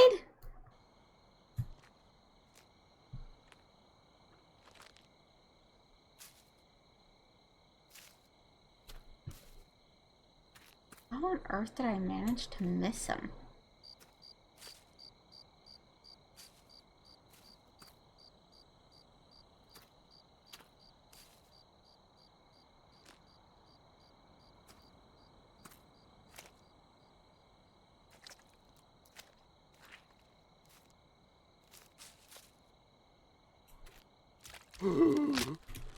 What? What the fuck?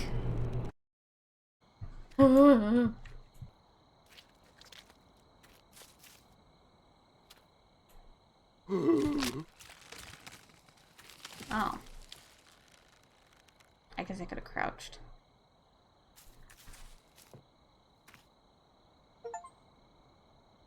Dodge the trap.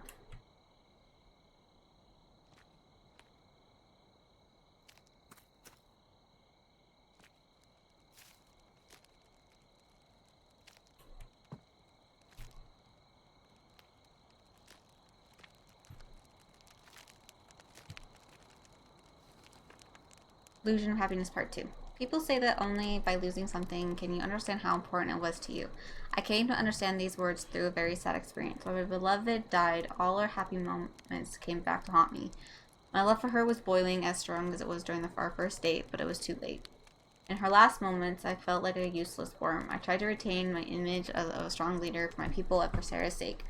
I needed to show them that I could stand strong on my own 2 feet, but inside my heart was broken and I felt wasted. I couldn't do anything instead of watching how my wife was slowly dying. When our relationship became weaker, I searched for new love and started dating another woman, instead of fighting for our happiness as I promised. I feel very ashamed that I couldn't change myself for her, not give up on her. Then she left me and Sarah. After I lost my wife, hatred consumed me. Hatred in this incomplete world that changed me. Made me such a monster and took from me the most important person in my life. But I will not let this world take Sarah too. I will save her. I made 2 promises. The first is to take care of Sarah and not allow this corrupt world break her spirit. Second is to never give up and not let anybody control me. I am ready to challenge the world and change it no matter how it will cost me. So that's why you want to do the ritual free of sin.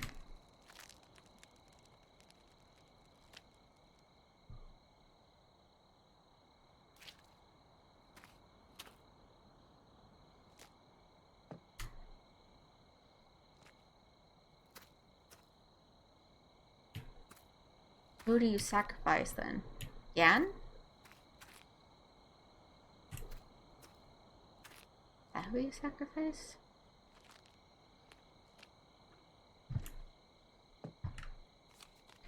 Origin of the spirit.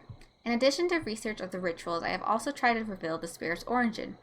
What is his target? From where has he appeared? Who is he? Unfortunately, instead of answers, I only found more questions. If only I could know more about him, maybe it would give me a tip on how to resist him.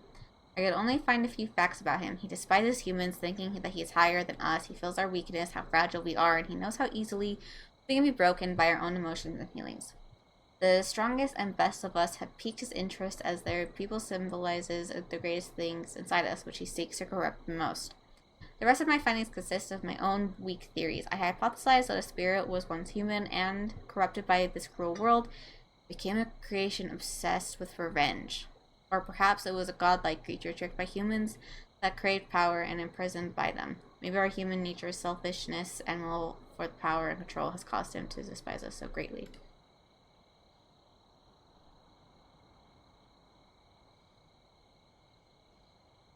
I can make hundreds of theories like these, but what's the point? Such thoughts don't yield me any results. And my racing mind has made me begin to wonder what point there is to so desperately fighting for survival. And thinking clearly, I remember that I care more about my legacy than my life. And for this, I will keep fighting.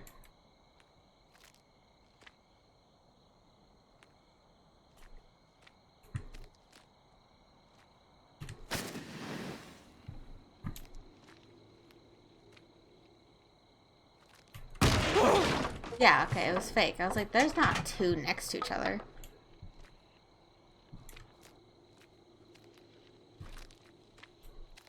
I was curious. You didn't fool me. I knew something was gonna happen, but I really wanted to know what would happen.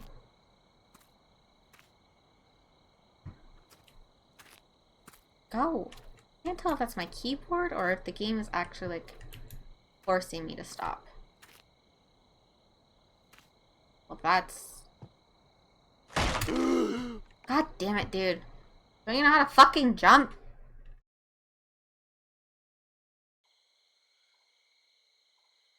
Alright. Next section.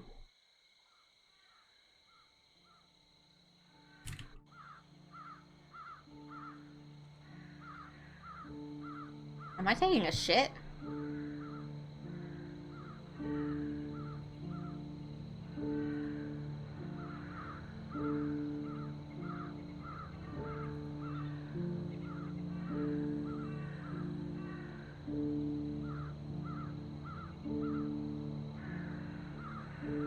What's happening? Hi.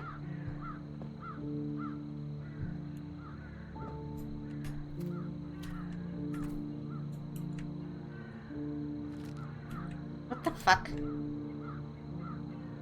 Yeah, teddy bear. Give me back my fucking teddy bear.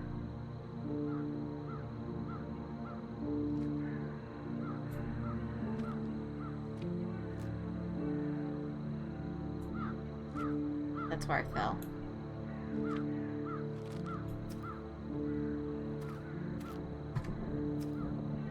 And thank goodness this demon doesn't want me dead yet.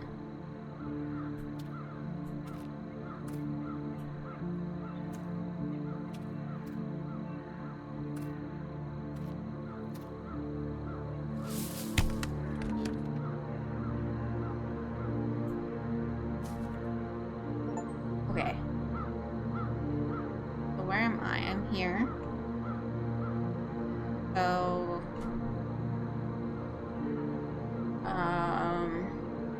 this map is harder to read. Okay. So that way is the lake. There's a fire there, fire there.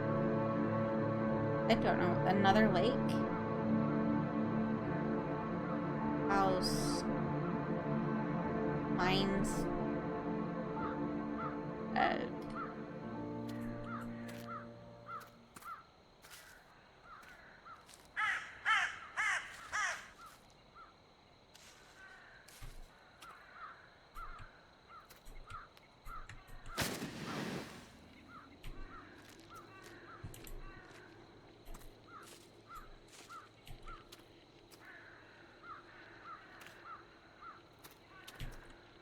Oh.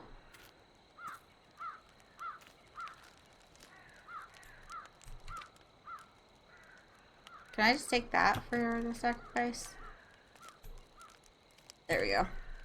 Obsession and success. During my first days here, I met...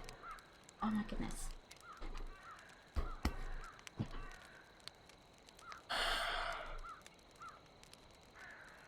I met what remained as the new guests who visited this place before me, but their corpses didn't stay long.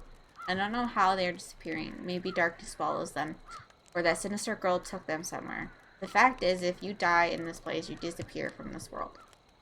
During my research, I found that for the reverse ritual, you need to collect all parts of the sacrificed body. Oh, searching for them has some kind of game. At first, I felt like a madman searching for the remains of a dead body, but now when I look at them inside my bag, I feel like I'm a collector, finally completing his collection.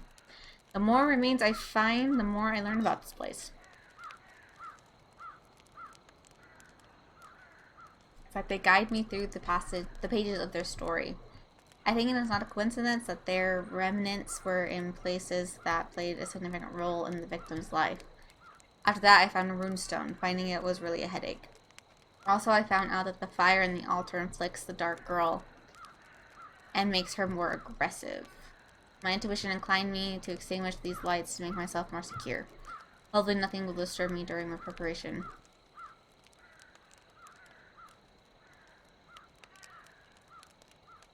I know that the fire in the altars, are you serious? So it punishes you for saving. Interesting. Because it starts you out being like, yeah, keeps you safe. And then it's like, actually, it makes her more aggressive. You're saved, though, so you can just restart. But lately, I have managed to avoid the dark girl. It's become a game where I am winning. Few pieces are left. Soon enough, I will start the curse of this forsaken forest, and maybe even get the opportunity to discover the sacred knowledge and the power of the forest ancient civilization was keeping here. Even the thought of this makes me excited. It gives me the feeling of invincibility. I'm sure I'll survive. I have become part of this place and adjusted to it. Is that my note? Is that? What's a scarecrow sitting?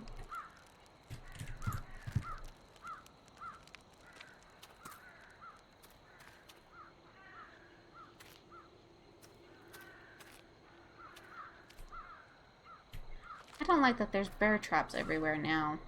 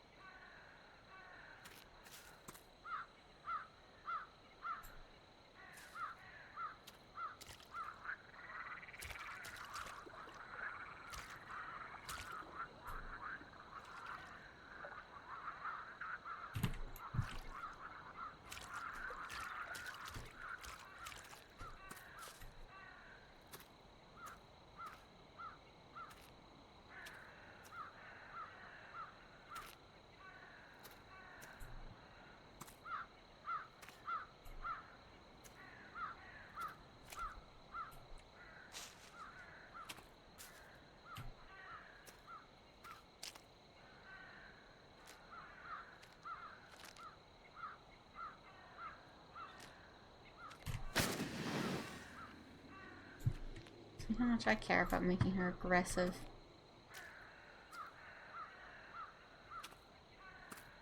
It helps me know where I've been.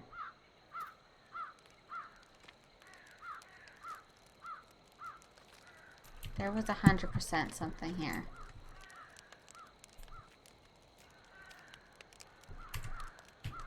Excuse me. New world is near. The last few weeks have been very rough. Started preparing for the day that will change everything. Because of Yan and a few settlers that doubt my plan, ritual preparations are becoming harder. I have sent a few loyal followers to watch them and keep them on distance. Unfortunately, because of my preparations, I can't spend as much time with Sarah as I would have liked. I understand that there is no need to be sad, and I hope she does too. Sarah will not leave me. Because of the mission that Sarah's destiny has prepared for her, when the ritual is complete, we will spend even less time together, but she will be happier. I'm going to fix all my mistakes, and I will let my daughter fly freely from the nest. I will stop controlling her and let her make this world a better place.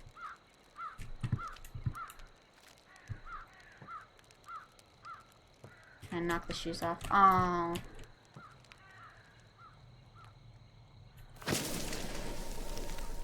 Interesting.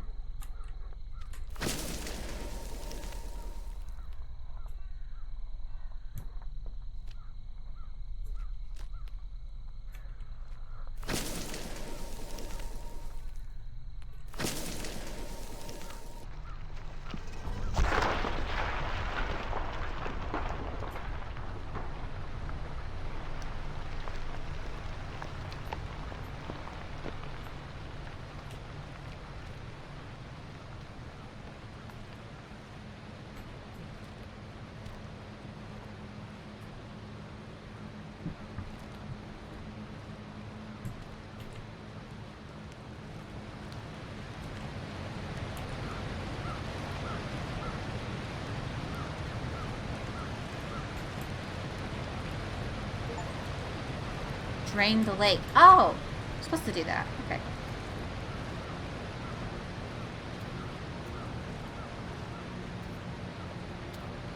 Like, I didn't notice the waterfall before, because it wasn't there before. Oh, look how pretty.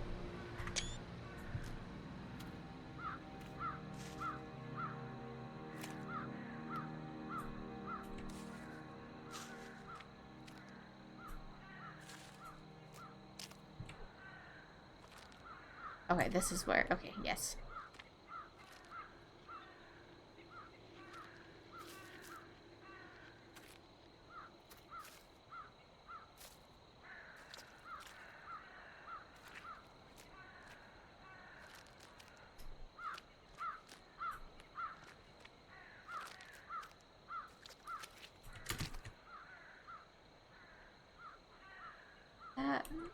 I've been to? I think so. Yeah, because that's where that first trap fell. Ah, I hit my mic, sorry.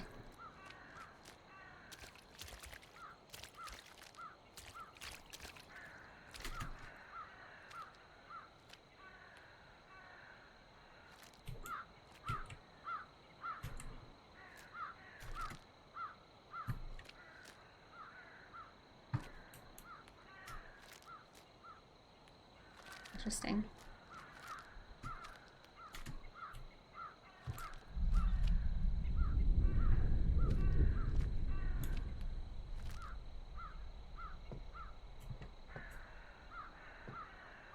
There's the deer again. Bambi.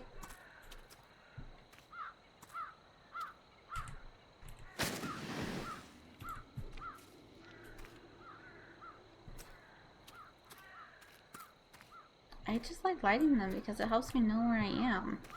Like, oh, I've been there before because I lit that. You know what I mean?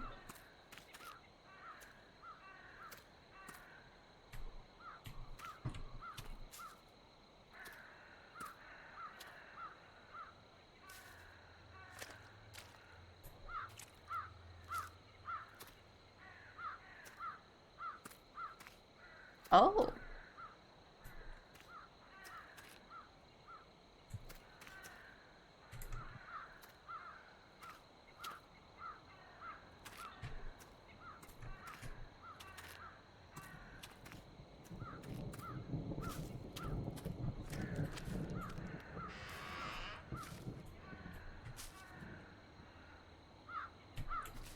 Thank you. Oh.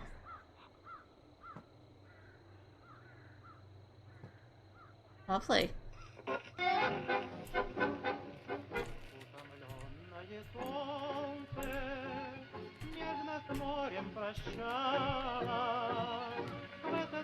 Love what you've done with this. Did you change your hair? I see the devil specifically.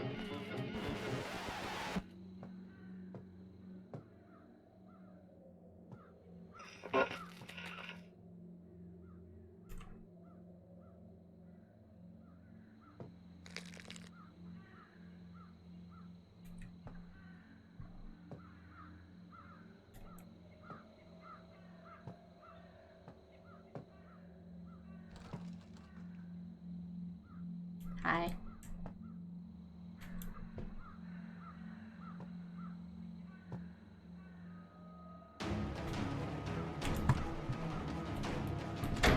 What?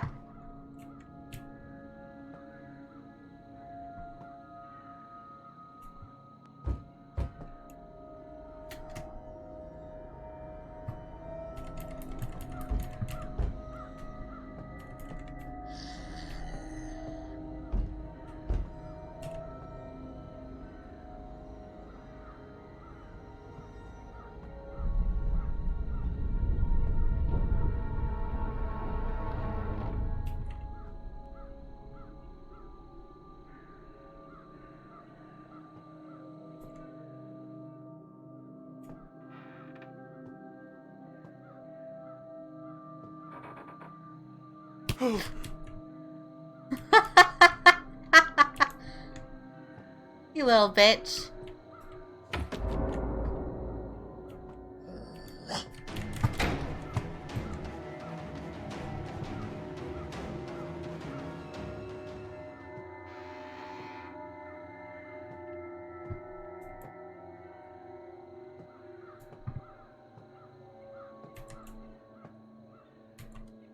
Oh, it has hearts on it.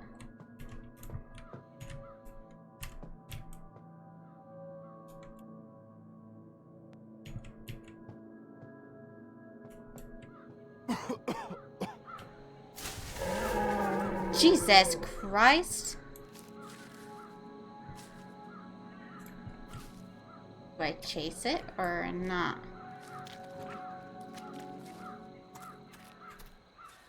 That's where I came from.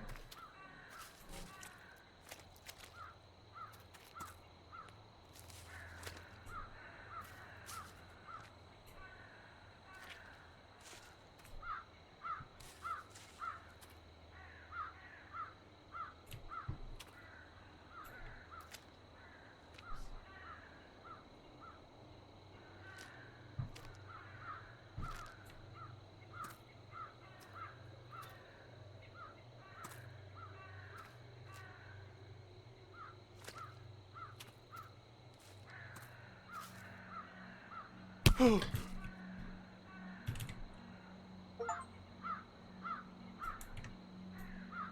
doesn't pay attention during walks. No, I don't, actually. Pay more attention to bear traps, not rakes. Hey, guess what, bitch? Haha. Suck on that. Don't go that way.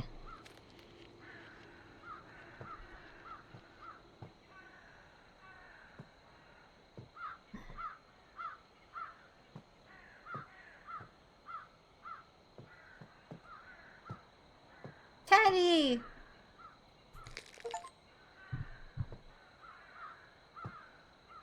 What do I do?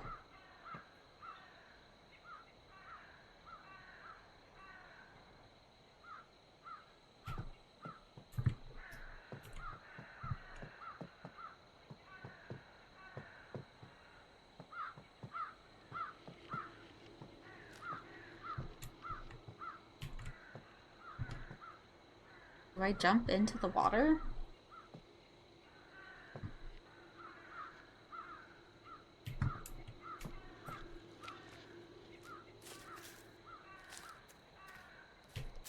I mean, I know I just saved, so... Oh, no, I go behind the house, okay.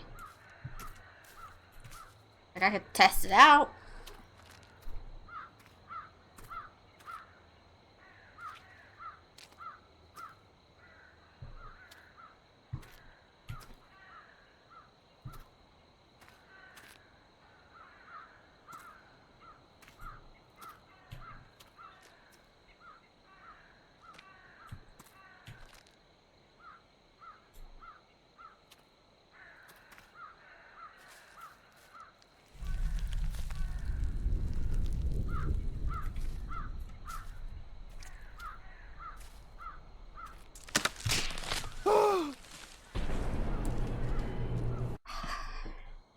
Really just about to stop.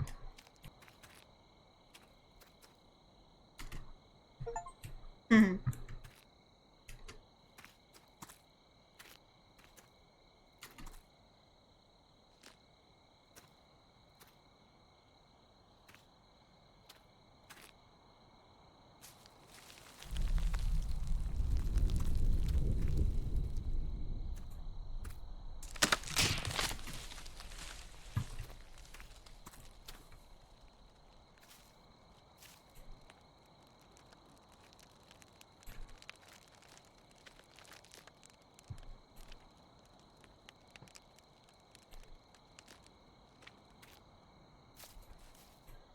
No note.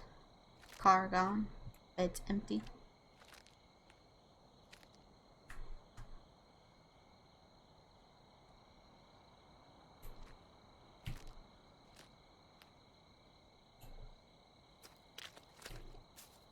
Oh. There's the geyser. Demon. Possess the deer and the rabbit.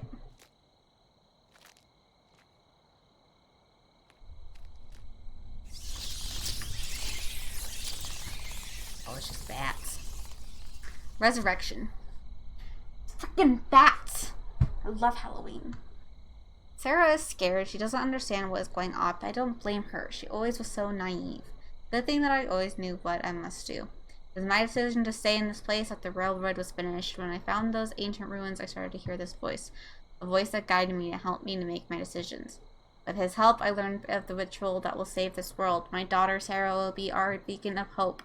After her resurrection, she and her pureness will recreate our world and fix all the mistakes that drew into the abyss. I am the prophet, and Sarah is our hope. Soon the results of my work will grow and harvest our efforts will improve this world. Yeah, it seems that he sacrificed Sarah because... And she didn't want to. So it was... Or at least evil spirit. I didn't realize it was her own father that did it, though. I don't know, maybe there's a twist.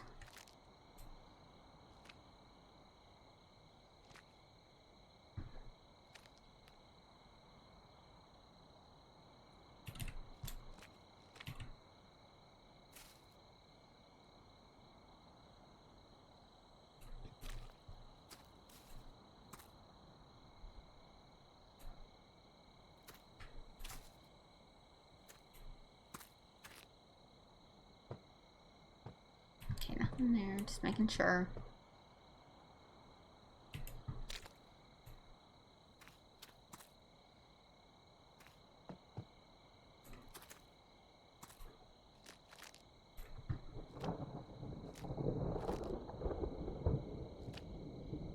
A wagon.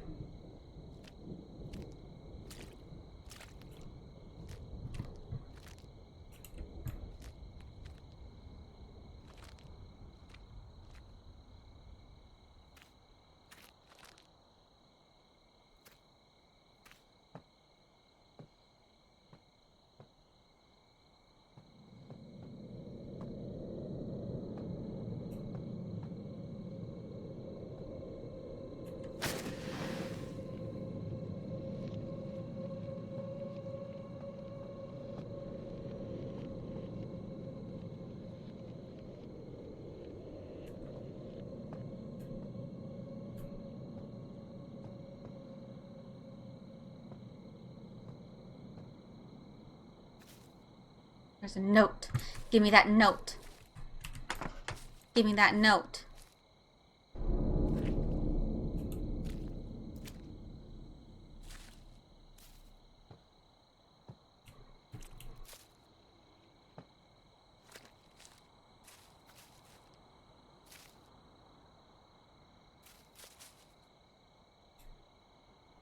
Is that a fire? It doesn't really look like a fire much.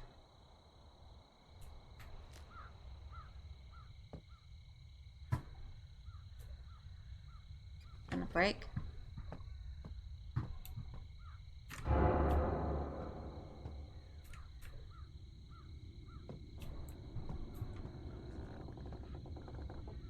Oh.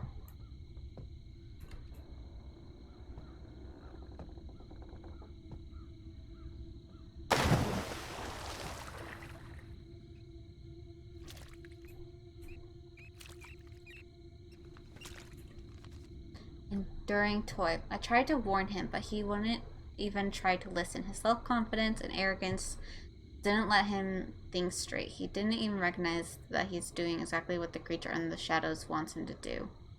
If I don't do anything, and for the situation will be catastrophic. I don't have enough power. I can't do it by myself. This toy makes me sick. His ego and cavalier self-confidence are as annoying as scratching on glass. My puppet master doesn't want me to break this toy. It should play a big role in his plans. This toy must think it's so important and soon will be free, and in the same moment it'll only go straight to the gallows without even recognizing the destiny awaiting it. It seems that Puppet Master will even release me when this toy has played his part. I want to rest so badly, but at the same time I prefer to see how this toy will suffer. I will not let the Puppet Master finish his game. He's taken too much from me. He thinks he can control me like my daddy. The rage he wanted to make stronger in me ironically freed me from his chains for a while. It's time for me to take something from him. I'll need to use a method that my good side would never be able to do. I'll break this toy. It is time to make sure that curious toy takes a rest.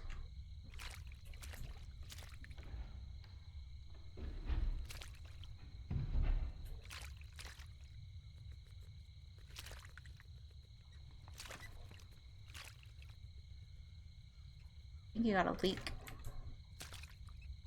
Where's the leak, ma'am?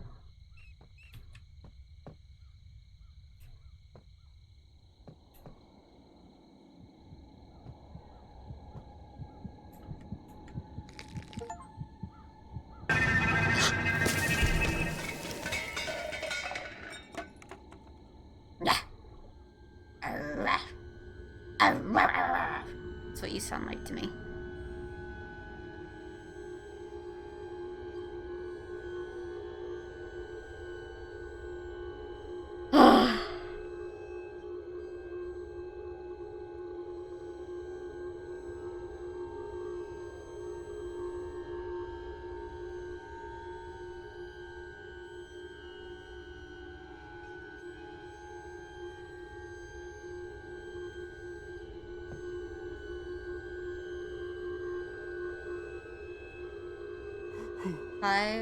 Five, 6, 20, 26.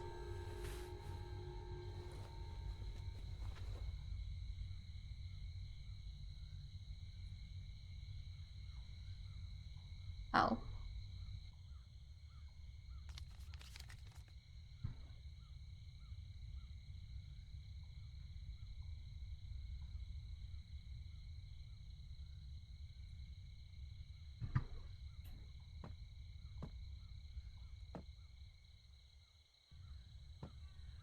Oops. Oh, thank you.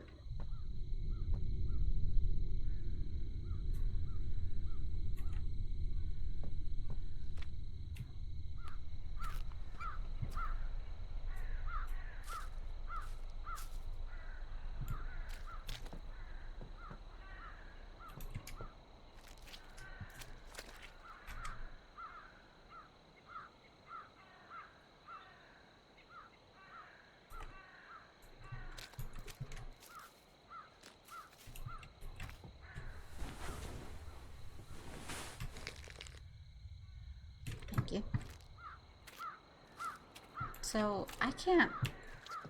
I mean, obviously it's not good, but... Is that... the demon trying to, like, stop all this from happening? The dark girl, whatever? Savor Part 1. I woke up from the heart-rending screams. There was nothing except deep darkness all around. All the settlements were swallowed by the waltz of madness. Am I still sleeping? Sarah, I must find her as soon as possible. I only hope that the nightmare didn't take her. While I was searching for Sarah, I found some kid. He was around 10 years old. I didn't recognize him. I don't remember any young people in our settlement except Sarah. It looked like he wasn't real, same as everything else around here. Despite this, I couldn't leave him alone in such a place. He was very scared and helpless. The boy told me he was living with his mother, who was taken by a dark creature. He called the creature the spirit of the forest. When I asked him if his father was still alive, he looked at me with an expression in his eyes I couldn't comprehend. I wanted to find Sarah, but I still needed to help this kid. That's why I decided to first take him from this cursed place and then go back for Sarah. While we were walking, I screamed her name and hoped to find her during our way, but the child asked me to stop. Stop doing it. If you keep screaming like that, the spirit of the forest will find us, he said in hushed whispers. He was so anxious and fearful that I had no choice but to stop calling her. Who is the spirit of the forest? It seems the poor kid is so scared that his mind created some illusionary monster. In any case, I should hurry up. Huh. Illusionary. Is that what the dark lady is?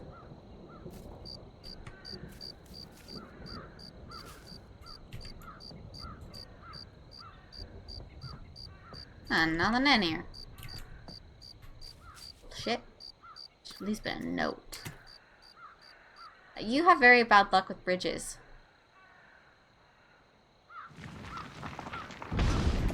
Run, bitch!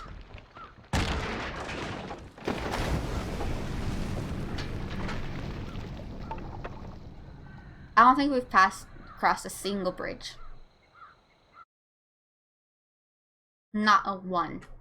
I swear. La, la, la, la. Got to move, prepare, you wanna taste the girl. Wow, wow. I don't know where the hell that came from, but...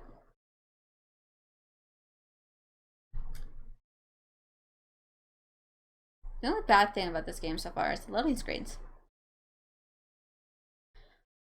Got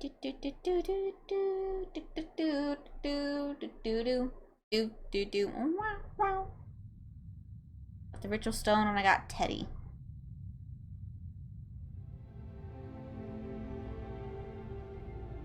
Oh.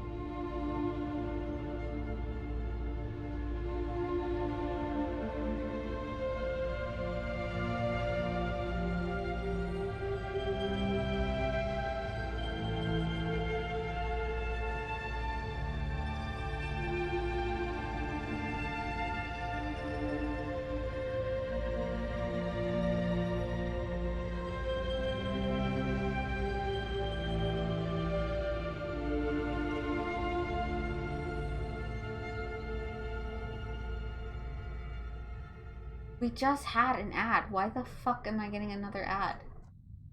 This is insane. Supposed to be at the top of every hour. Or once an hour, at least.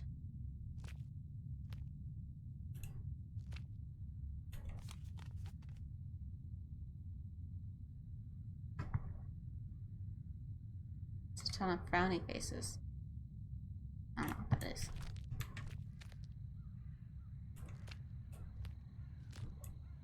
But it's like the demon thingy is helping me. It keeps saving me every time I fall to my doom, which has happened many times.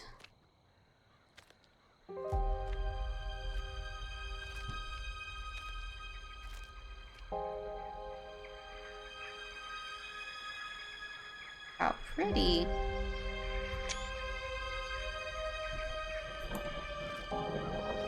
God, this is stunning!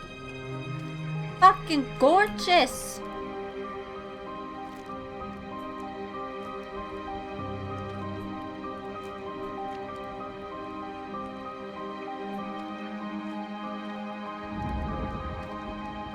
It's raining now. Oh, it's perfect! Oh my god.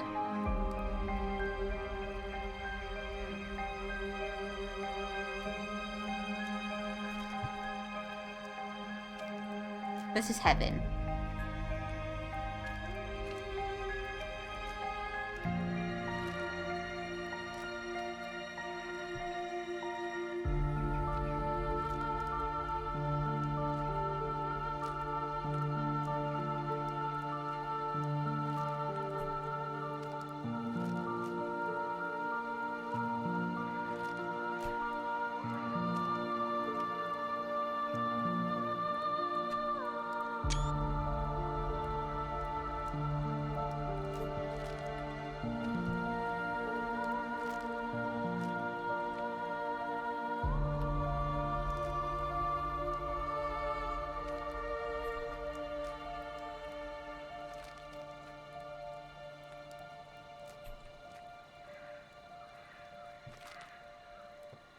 No, don't stop the music, please. It's so pretty.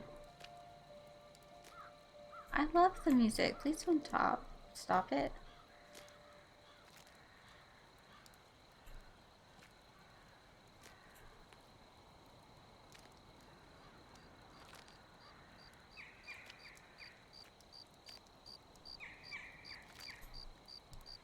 So is the demon chick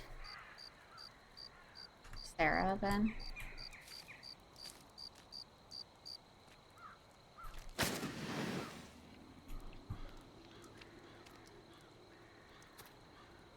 Yeah, there's the bridge. The Rubicon, no turning back.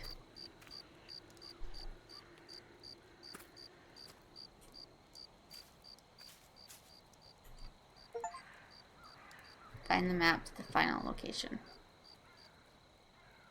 Birds, houses, sad girl. She's not angry anymore. Flowers.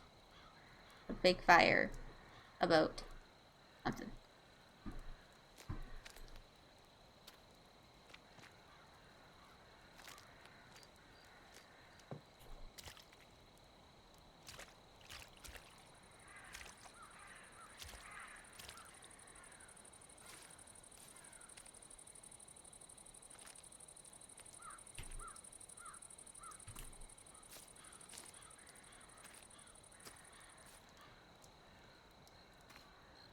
All the bear traps were tripped.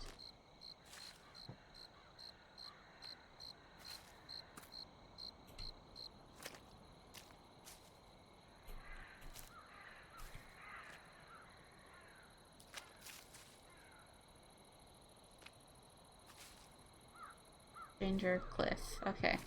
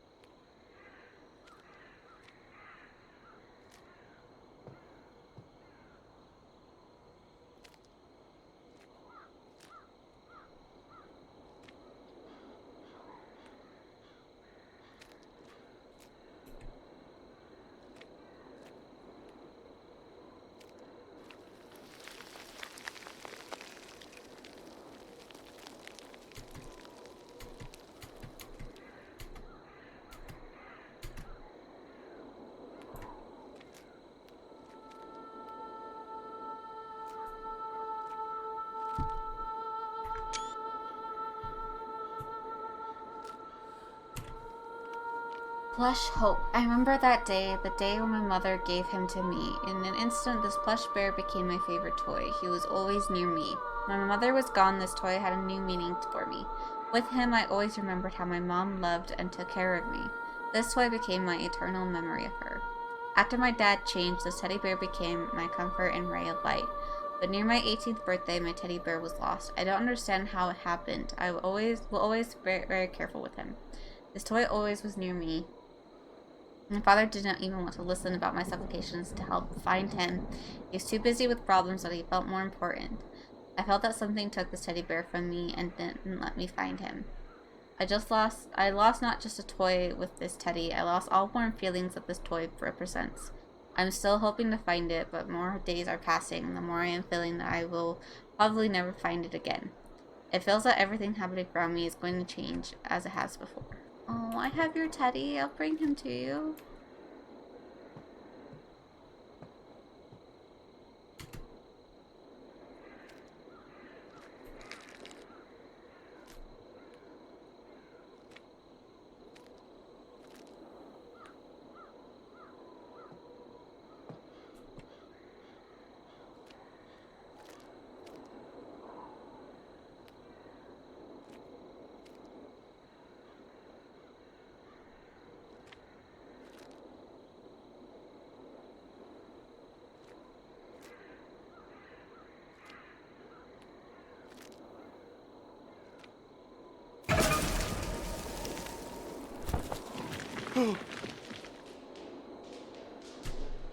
Are you helpful or not?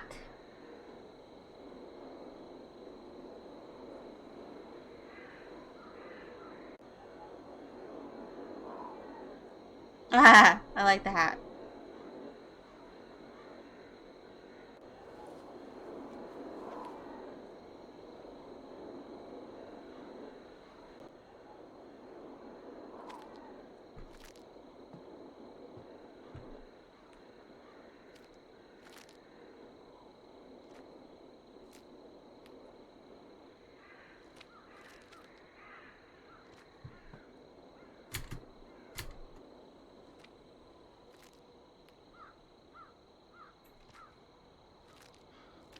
Hello.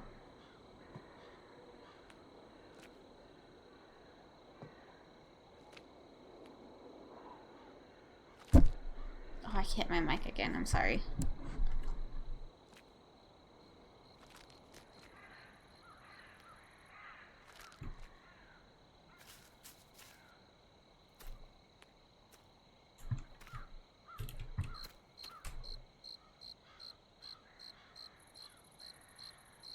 Okay, I went up the cliff.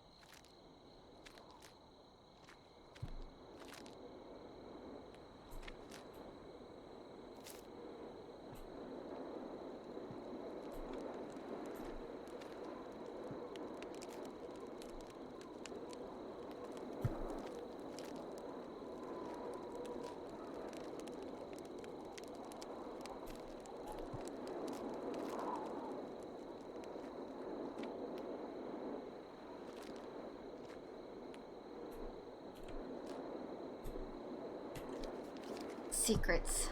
I didn't want to have secrets. Sometimes when we share our secrets with people, it makes us closer and our bond stronger, but some secrets create doubt and destroy trust. My father has many secrets. One day I was walking in a settlement and saw a boy looking at me from a window. He looked only 12 years old. He looked very sad. I wanted to cheer him up. I smiled and waved at him, but he just closed the curtain and went away. Something made me curious. This boy was very young, but his eyes looked like a grown man's. I started to visit that place more often. I wanted to see this boy again.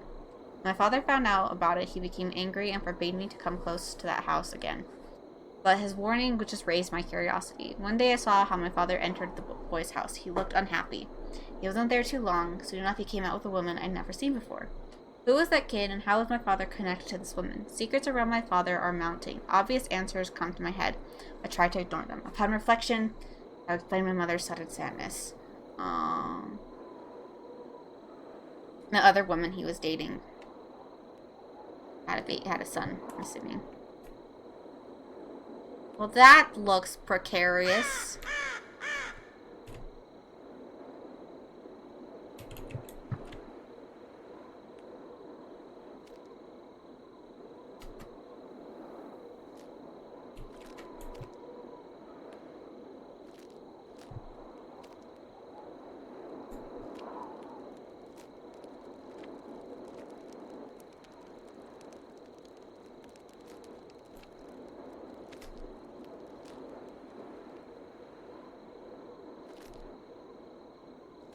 You want me to go all the way down there?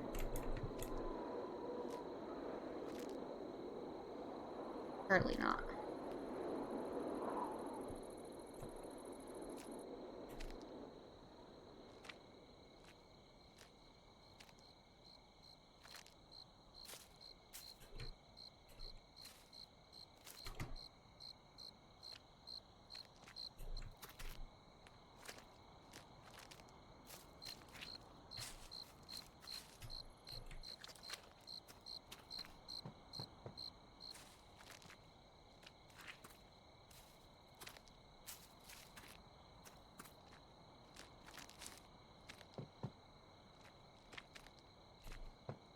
I didn't go this way before, so...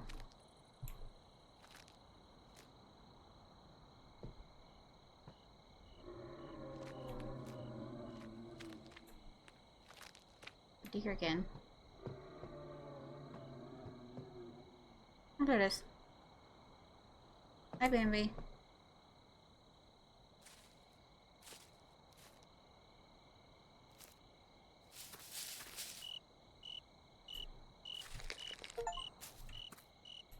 Find the crystal.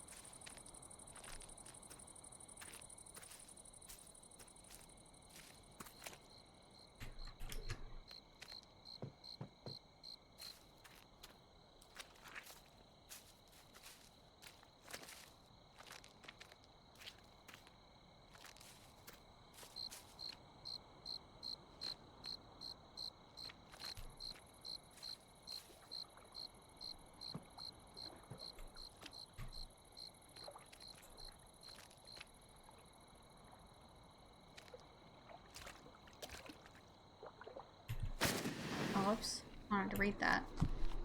Regarding crystals. During my exploration, I found some strange crystals. They glow strongly in the dark and have incredibly unique structural composition. While I was collecting them, I thought only of how much I could sell such strange rocks for. Thank goodness I collected them. They became my salvation. The darkness in the place can easily kill you. Even a few seconds without light and you will hear voices, feel their eyes following you from the deep in the shadows, and catch a glimpse of their evil, smiling faces. In the darkness, sanity flows from you like water through a sieve. Dropping in the suffocating darkness, I remembered the crystals and took one in my hand, but they were too dim to penetrate the shadows. I felt a breath on the nape of my neck, and all the hair stood on end. I dropped frantically to the ground, searching around, trying to find something to defend myself with. I picked up what felt like a stick. I used the crystal's light and a makeshift flashlight. From its dim light, I saw that I had picked up some kind of scepter. At the top was hollow, the perfect size to place this crystal in. Following my instincts, I placed the gem in the crevice, and at once the crystal's light beamed brighter and made darkness went off.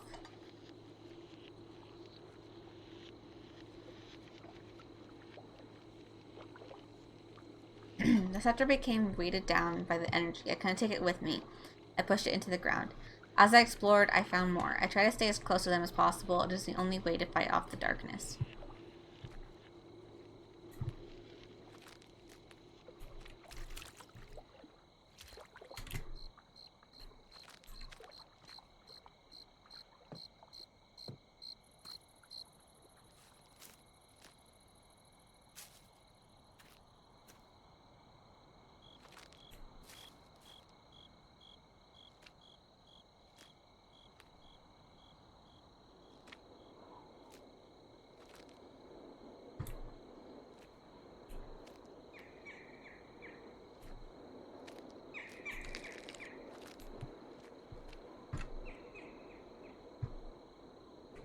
I have quite a few of those. I have all the rune stones.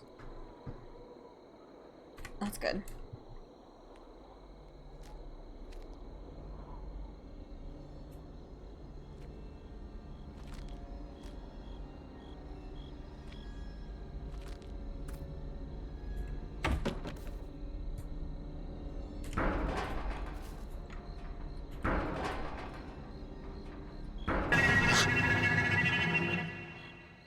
Is that poop?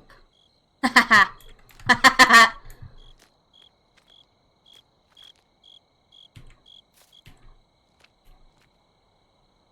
was funny.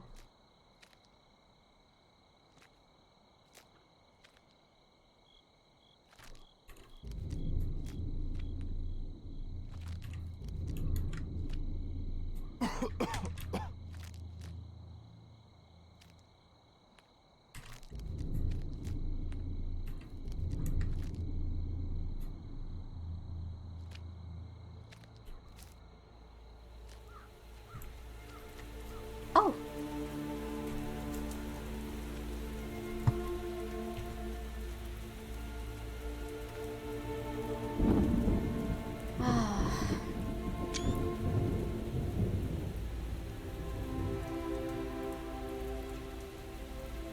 This is my happy place.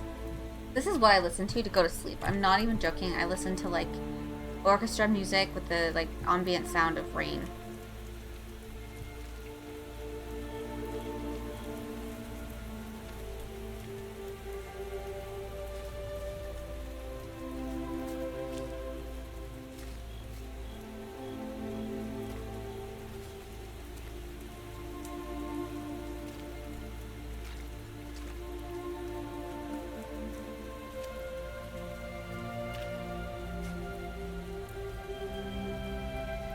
I was weak. Assuming you're dad. Possibly.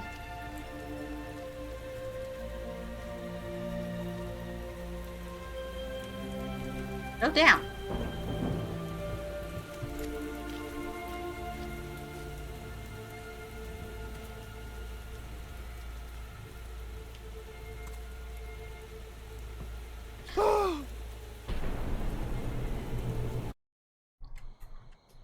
Oh, I don't have the music anymore.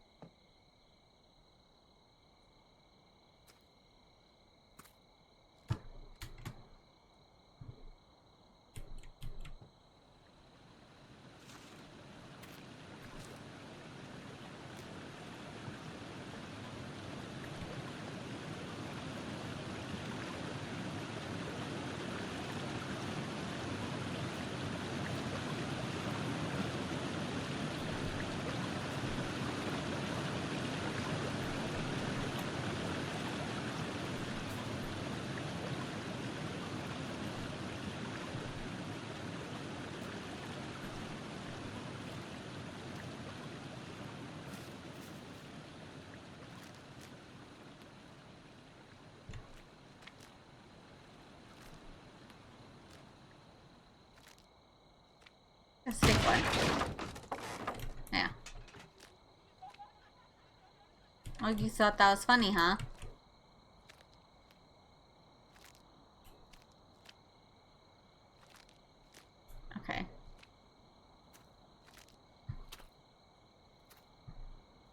Is this where I'm supposed to go? Or am I...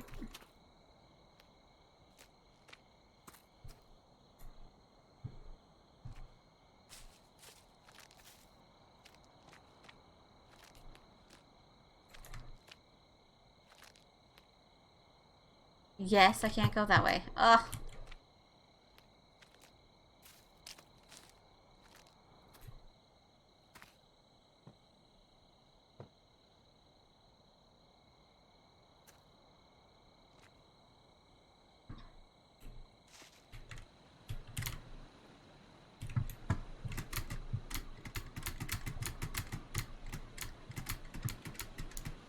Okay, I defied gravity.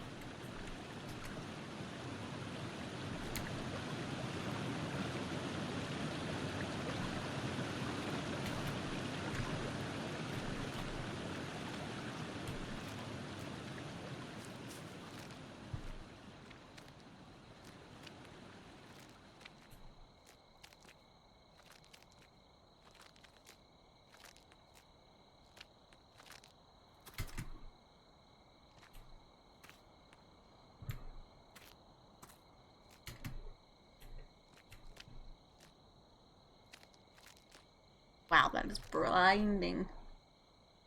I'll say bright and then I said blinding. I think that might be the bonfire that was depicted in the map, maybe. Possession and fail. Soon I will be able to finish the reverse ritual and something is wrong. I think I've made a mistake. I can feel my will becoming weaker. It is as something is making me follow a scenario that was already written. All my feelings of superiority and joy, of feeling sharp of mind, it's like they were given to me to keep my mind in the illusion that it's me controlling my destiny. This is all going away too easily. It's like a cheap performance, but there is no way back. I need to finish what I started, and I can only hope it'll end the best outcome. The Dark Girl came for me. I needed at least a few more minutes, and I would have finished the ritual. Now I understand she could kill me at any moment, but for reasons unknown to me, she wasn't in a hurry. I wasn't as cunning as I thought. All the chances that I got were given from her. I don't know for what reason. Maybe she had some purpose. Maybe she was just toying with me. But now that there's no turning back, I don't want to disappear like those dead bodies. I can't agree that my life will become pointless. I can't accept this. I tried to block those thoughts, but they appeared in my head again and again. My entire part of the story is just become another victim in these accursed woods. They know how to manipulate your worst fears.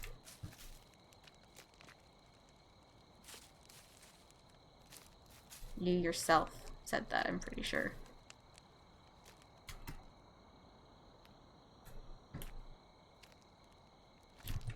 Eat those apples? Oh, that was poison too.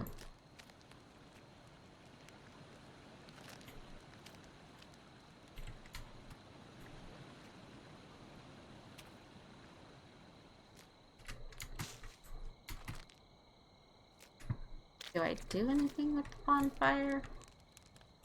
I don't think so. I kind of have to pee. Hopefully I don't get scared too bad, because I'll probably piss myself. I'm not exaggerating.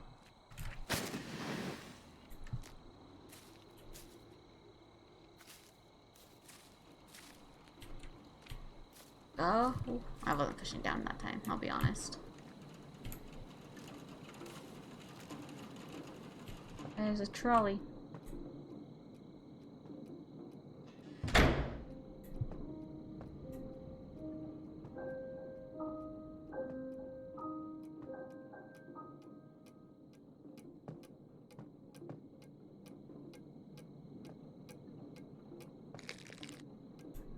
A doll arm.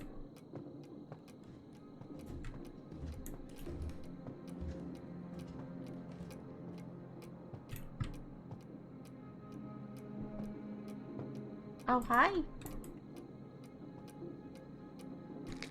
A doll leg. Okay, I'm sorry. I really have to pee. Okay. Back.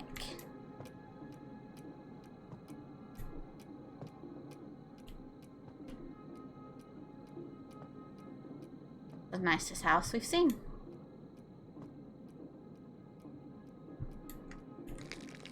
body. Okay. There's the head. Arm.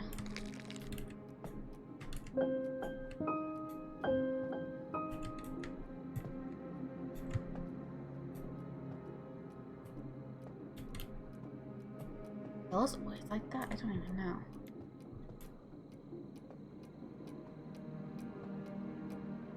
This is like oddly cozy.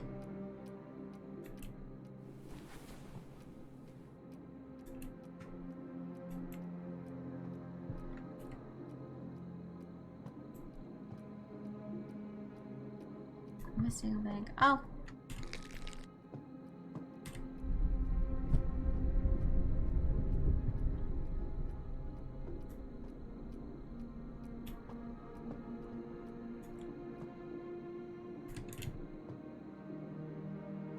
The tapestry fell.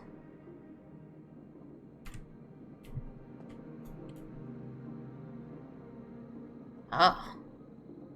It's interesting art that you got there.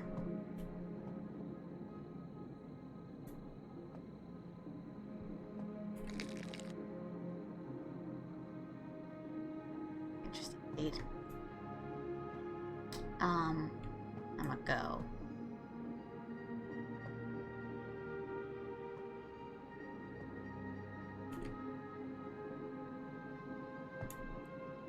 There she is. This must be Sarah's room.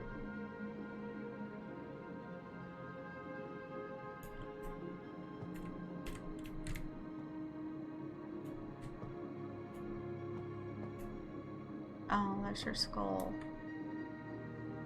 Oh, he has a bucket on his head. Last minutes. Today my father made my favorite pancake. He's rarely made them after Mom's death, but he wanted to make today a special day. He was very kind, asking many questions and listening to me carefully. He hugged me tight and kept saying about how important part in changing this world. Suddenly I saw his tears. It was surprising since he could control his emotions better than anyone I've ever known. It reminded me of times that I thought I forgot for ages. Times when I was young. Times when our family was happy and life in the settlement was bright. It was one of the happiest days of my life, but I knew maybe it was to be my last meal. Before I could only guess from phrases I heard by accident, by now I understood everything that was coming. I don't see any point in escaping and begging or crying, because I know a day like this will never happen again. I don't want to die, but there are so many things to be done, so much that I haven't had a chance to see and know, but I don't have any power to keep fighting. I can't leave this place as prisoner of this place, but still, even the settlers, but just do whatever my father says. They became my family. I don't want to abandon them. I don't think they will listen to me, but I can only hope that as the last moments their hearts will open and they will realize what they are doing. This miracle is the last thing I can hope for. It doesn't happen. I hope that Jan will be able to forgive my father and the settlers, and he will go back to his city and live a better life. For now, I will clutch to this hope that my mother taught me. I'll enjoy this special day and my happy time with my father.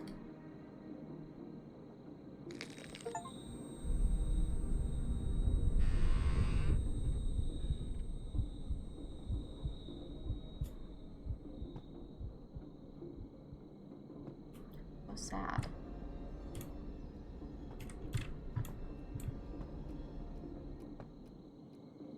I didn't see you before.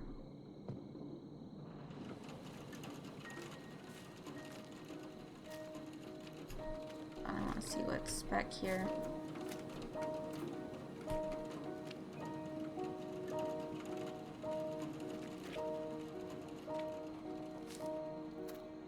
I don't really think there's anything much else, but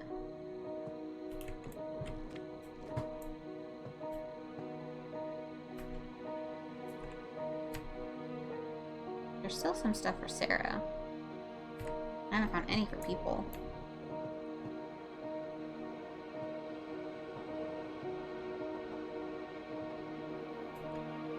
Want to get an achievement for being in the bathroom? Oh. Just took a bit longer.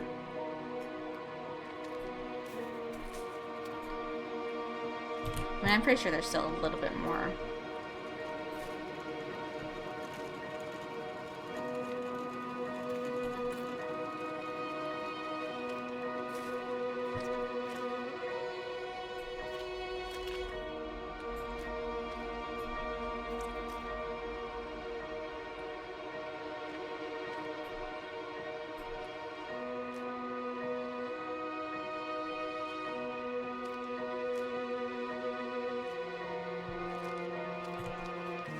Falling. What I've done, the voice that I heard and trusted in, it just manipulated me. It distorted my dreams and hope and used it for its advantage.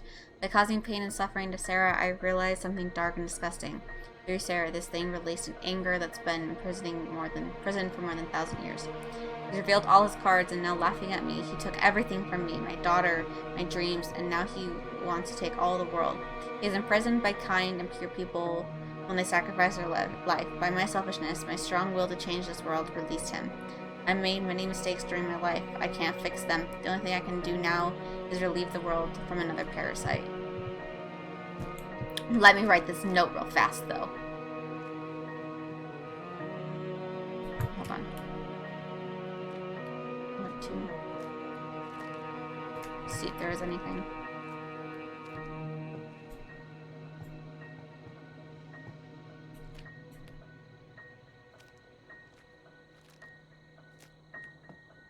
I'm going to fall again.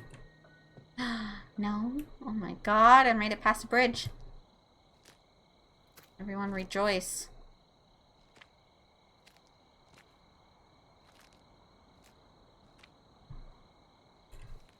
Straw Daddy. My daddy promised to give me a bright life. I was reborn and became free as he promised. I wanted to find him and return the favor, but unfortunately he went to the place where no one returns. I saw him resting on that tree. I felt loneliness. But after that, someone looked through my window, and it was my new friend, Strawhead. He changed Daddy for me. We have so much fun. We play and remember good old times together. With Strawhead and forest animals, I don't feel lonely anymore. Also, new toys keep coming here to entertain me, but sometimes Strawhead makes me angry with his silence and stupidity. When this happens, I let him rest and hang on the tree. Everyone, same as my daddy, needs time to have some rest. Mr. Strawhead, don't be sad. So much fun is still waiting for us.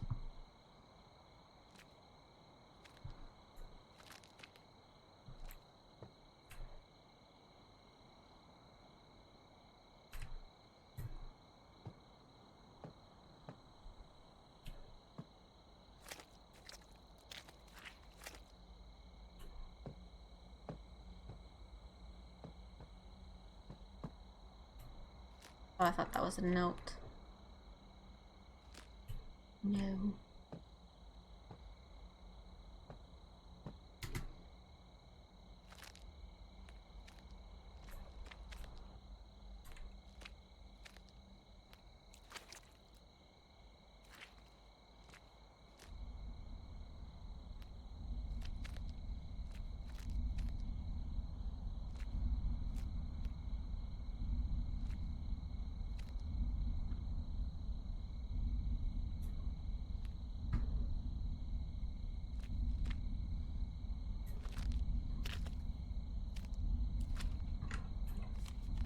Ray of light in the dark kingdom. Yan's death took all my hope. I found him dying. I heard his heart beating slower and slower. Puppeteer wanted to kill him. He wanted his death more than other settlers because Yan was interfering with his plans.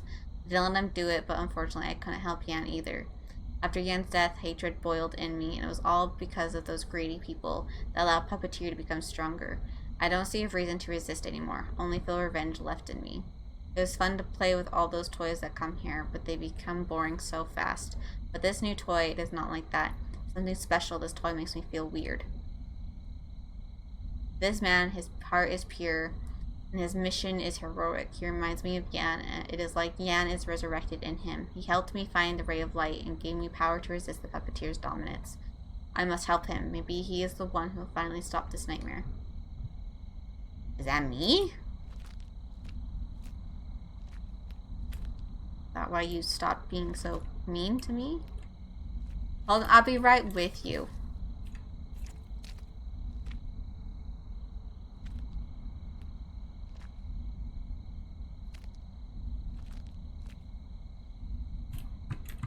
I still am confused as to who Yan is, but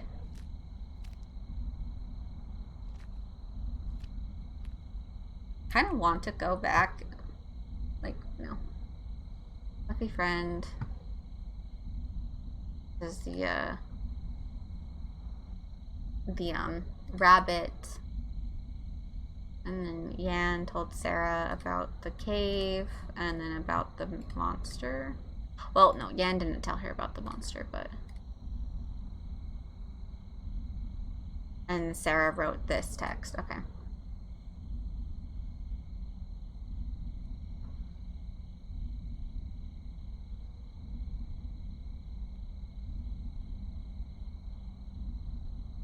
Just seeing if anyone else was mentioned. Scarecrow. Yeah, and then she talks about the toys. Okay. There's nothing for Sarah in section 13. Yeah, okay. I just trying to remember, like, trying to piece together who Yan is.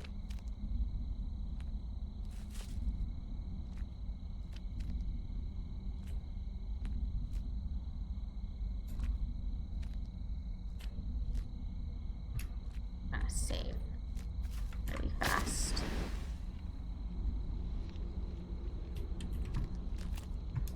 Hold on. I'm assuming I can't go down here because of the darkness. But yeah, okay.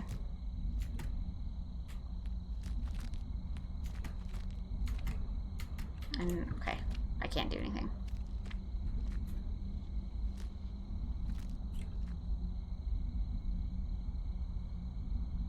Oh, her torso's already here.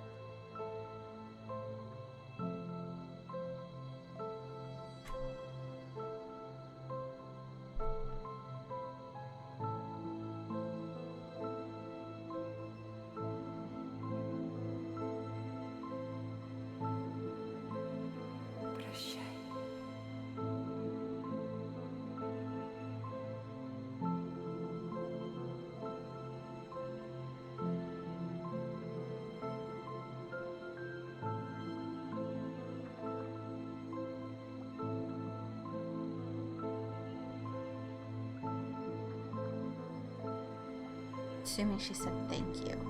But it was in Russian, so I'm not sure. I think it was Russian.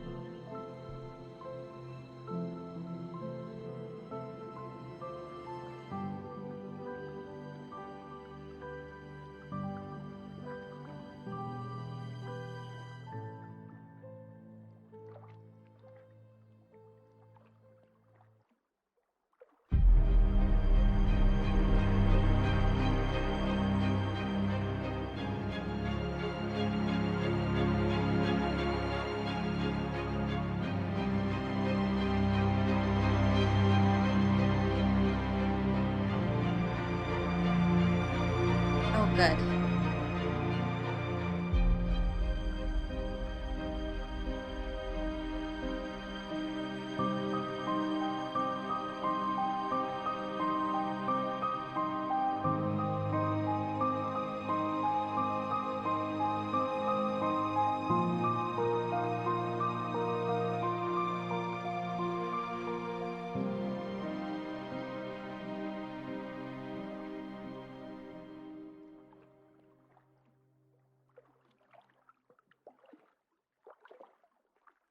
Have it? Forest is special as it takes, like a huge dimension, it's absorbing human thoughts and feelings and keeping them inside. It's recreating them into something meaningful. Only the ones who sincerely search for the answers can find it. All these notes that I found during my journey in the forest were a recreation of these thoughts. Like that, I was able to know all these stories, how good intentions could lead to a disaster and losing everyone, how desire for our innermost target can backfire and make us blind, how a will to dominate among the weak can lead to falling into the abyss, how desire to help a dear person can be impossible to reach, how the most pure can fall down to the weight of cruelty and pain. Sarah showed me that cruelty and despair is not the reason to get rid of kindness. All the experience that I found here will forever stay with me, same as some part of me will always stay in the forest. That was a great game. The story was fantastic. The music, gorgeous. It had enough, like there was some depth to it, which I really liked. I wasn't expecting it to have depth to it with how small the game is. Not like, obviously, the other like games that I've played are like short, two-dimensional. This was not. This was very fun. I will admit it wasn't very scary. As much as I want, I need to be able to actually speak. But it wasn't very scary. There were some moments that definitely got me, but I didn't feel on edge at all. That could be because of like a personal thing where I am obsessed with scenery like this. Like this doesn't look scary to me. This is beautiful and relaxing to me. And I was so impressed with how it looked, and I just wanted to like be there, that I didn't feel unsettled in that way. That's my only gripe, but again, that could be just a personal thing where I like forests and woods and autumn leaves, and the green lighting is very soft to me, I guess, is what I'm trying to say. I find it to be very welcoming. Other people might not feel that way, but I certainly do. I thought it was a great game, and the music was fantastic. Great game. Very much enjoyed it.